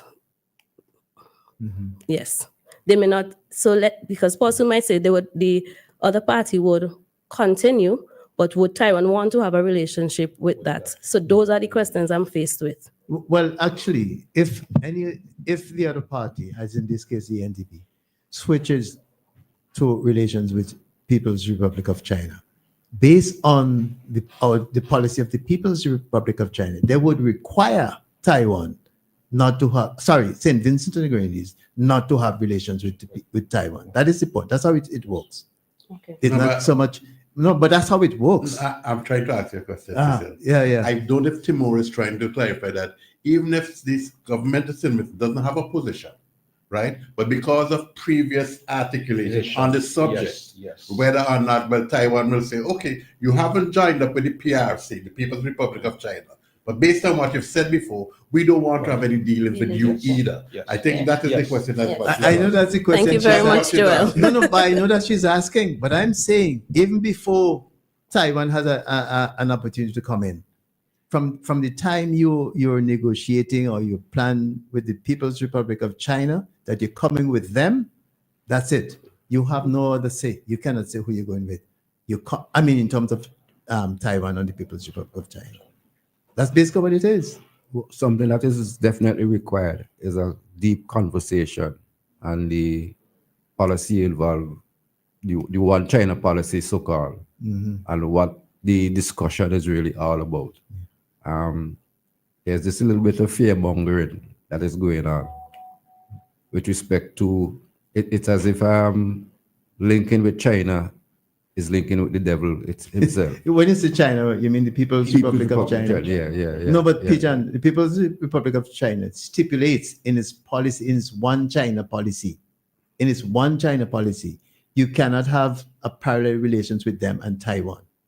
I understand that. Okay, I'm saying that we need to try and go back and understand what this is all about, rather than just simply taking a position one way or the other.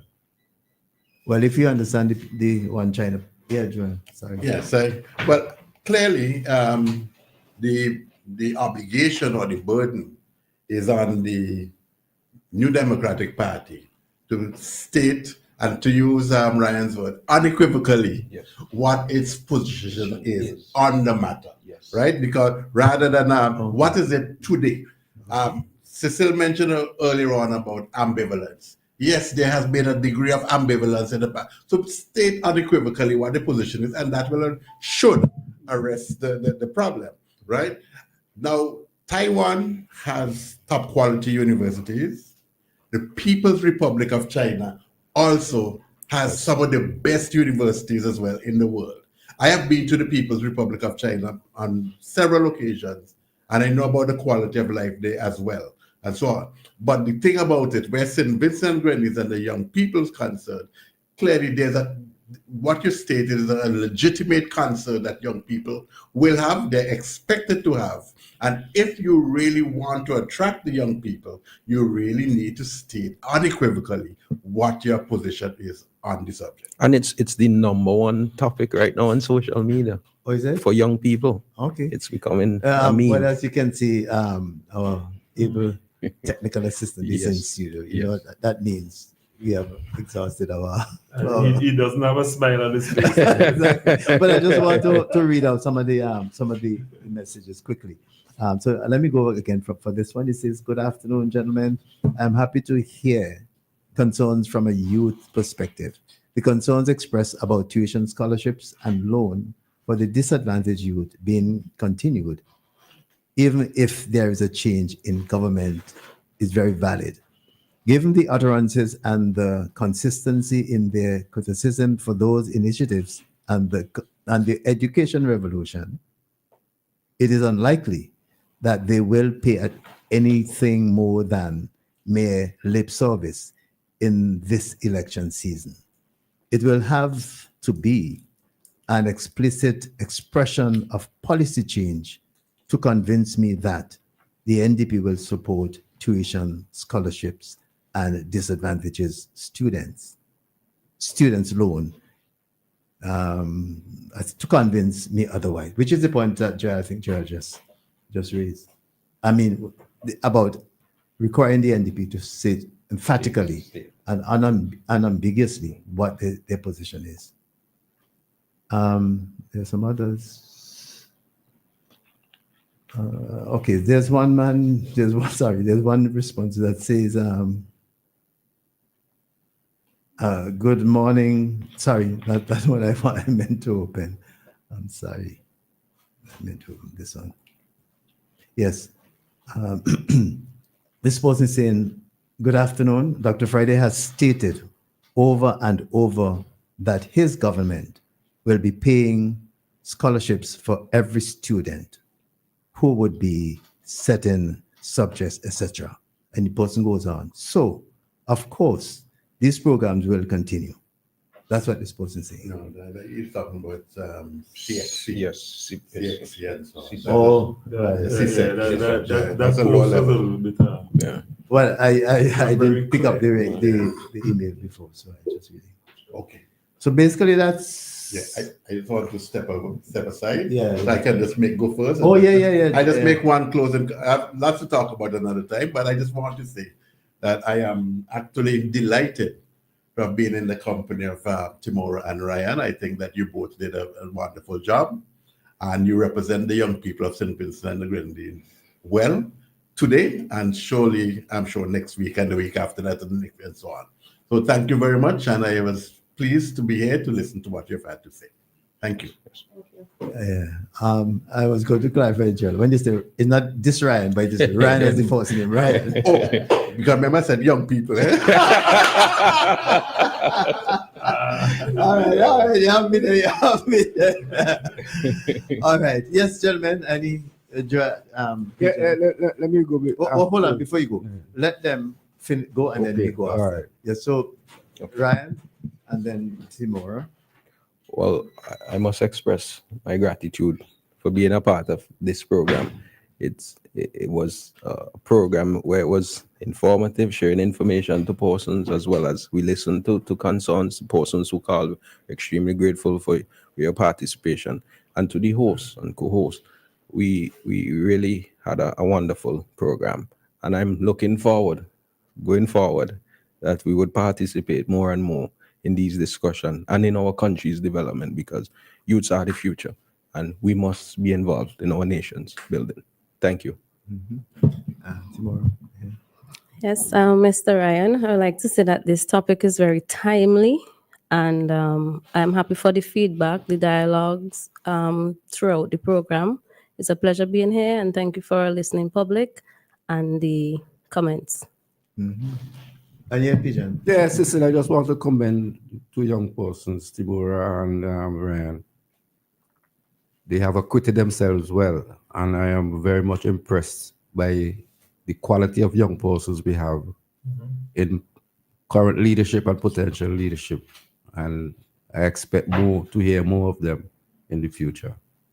And that's your dad's teacher speaking. And he's a hard man to Cecil, if you allow me to, yes, go ahead. Before you go, but just into. Yes, I just want to thank Timur and Ryan for accepting our invitation, and to thank the guys who organized it in the background. I'm really happy it came out. Who made it possible? Who made it possible? Yeah. Cecil, when you and I had the discussion as to what you think we should do this week, and we came up with the plan, I didn't expect to have such great quality people in studio. What do you mean you didn't expect? I mean, sometimes we underestimate the quality of what we have around us until we hear them, you know. Yeah. And you guys were very articulate, very well schooled in the topics that we discussed. I really want to thank you. I really appreciate being in your presence, to be honest. Thank you guys very much for today. And so looking forward to next week. All right. Well, I need not say anything more, because I just want to say ditto. Yes. And to add that, if you hear me, if you see my number showing up on your phone sometime, don't be surprised. Yeah, it's an invitation to the repeat sometime. No problem. But yes, we're happy to have had you on the program, and I'm sure persons who follow the program benefited. And just to give a plug, just to give one last plug, today at Calico, we're gonna have Chronicler. Yes. Yeah, so the weather looks good, so come out and support the rally at Calico. And that's for young people. I like the one. You should have done that then. I just want to, just before I give it to Karen, I just want to give this plug on behalf of the I'm trying to find it while I'm doing that, so I'm sorry, bear with me. There's a lecture coming up.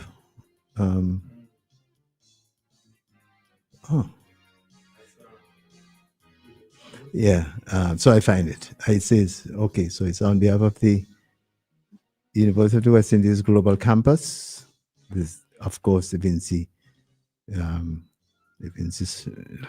says the annual Sir Dwight Venner Memorial Independence Public Lecture. Topic: For Independence to Interdependence, Strengthening Caribbean Sovereignty Through Justice and Integration. And that's happening on Thursday coming, the 23rd October, and starting at 7 p.m. at the Global Campus itself at French's. And the person who's going to address that, the Honorable Justice Retired Adrian Saunders. And it's going to be one that's worth following and one that's worth listening to. I don't know if any other announcement, guys. Anybody has an announcement they wish to share? Well, Fitz already, and our guest already announced the one for this afternoon. So I don't know if there's any other announcement. If not, that's it. Yes, that's it, gentlemen and lady. Thank you very much, and we've had a good session today. Thanks, Karen, for bearing with us, and of course, as usual, a good WEFM Sunday activity. Thank you.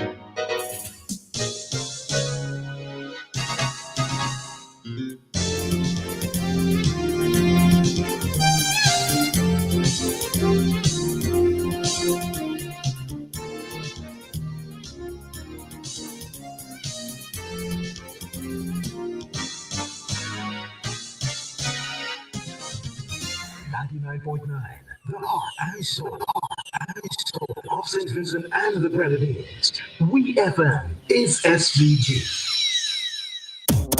This Sunday, October 19th, the Unity Labour Party brings the momentum to Caliqua Playing Field, East St. George. It's the Red and Ready Rally. Come hear your leader, Dr. Ralph Gonzalez, together with Orlando Brewster, Curtis King, Darren John, Cecil Peters, and Camilo Gonzalez. They're standing strong for the people, standing strong for progress. Then stay for an unforgettable night of entertainment featuring Sonny Banks, Chanel McKenzie, L. Pink, OG Park, Chanel Netton, and direct from Jamaica, Chronic Law.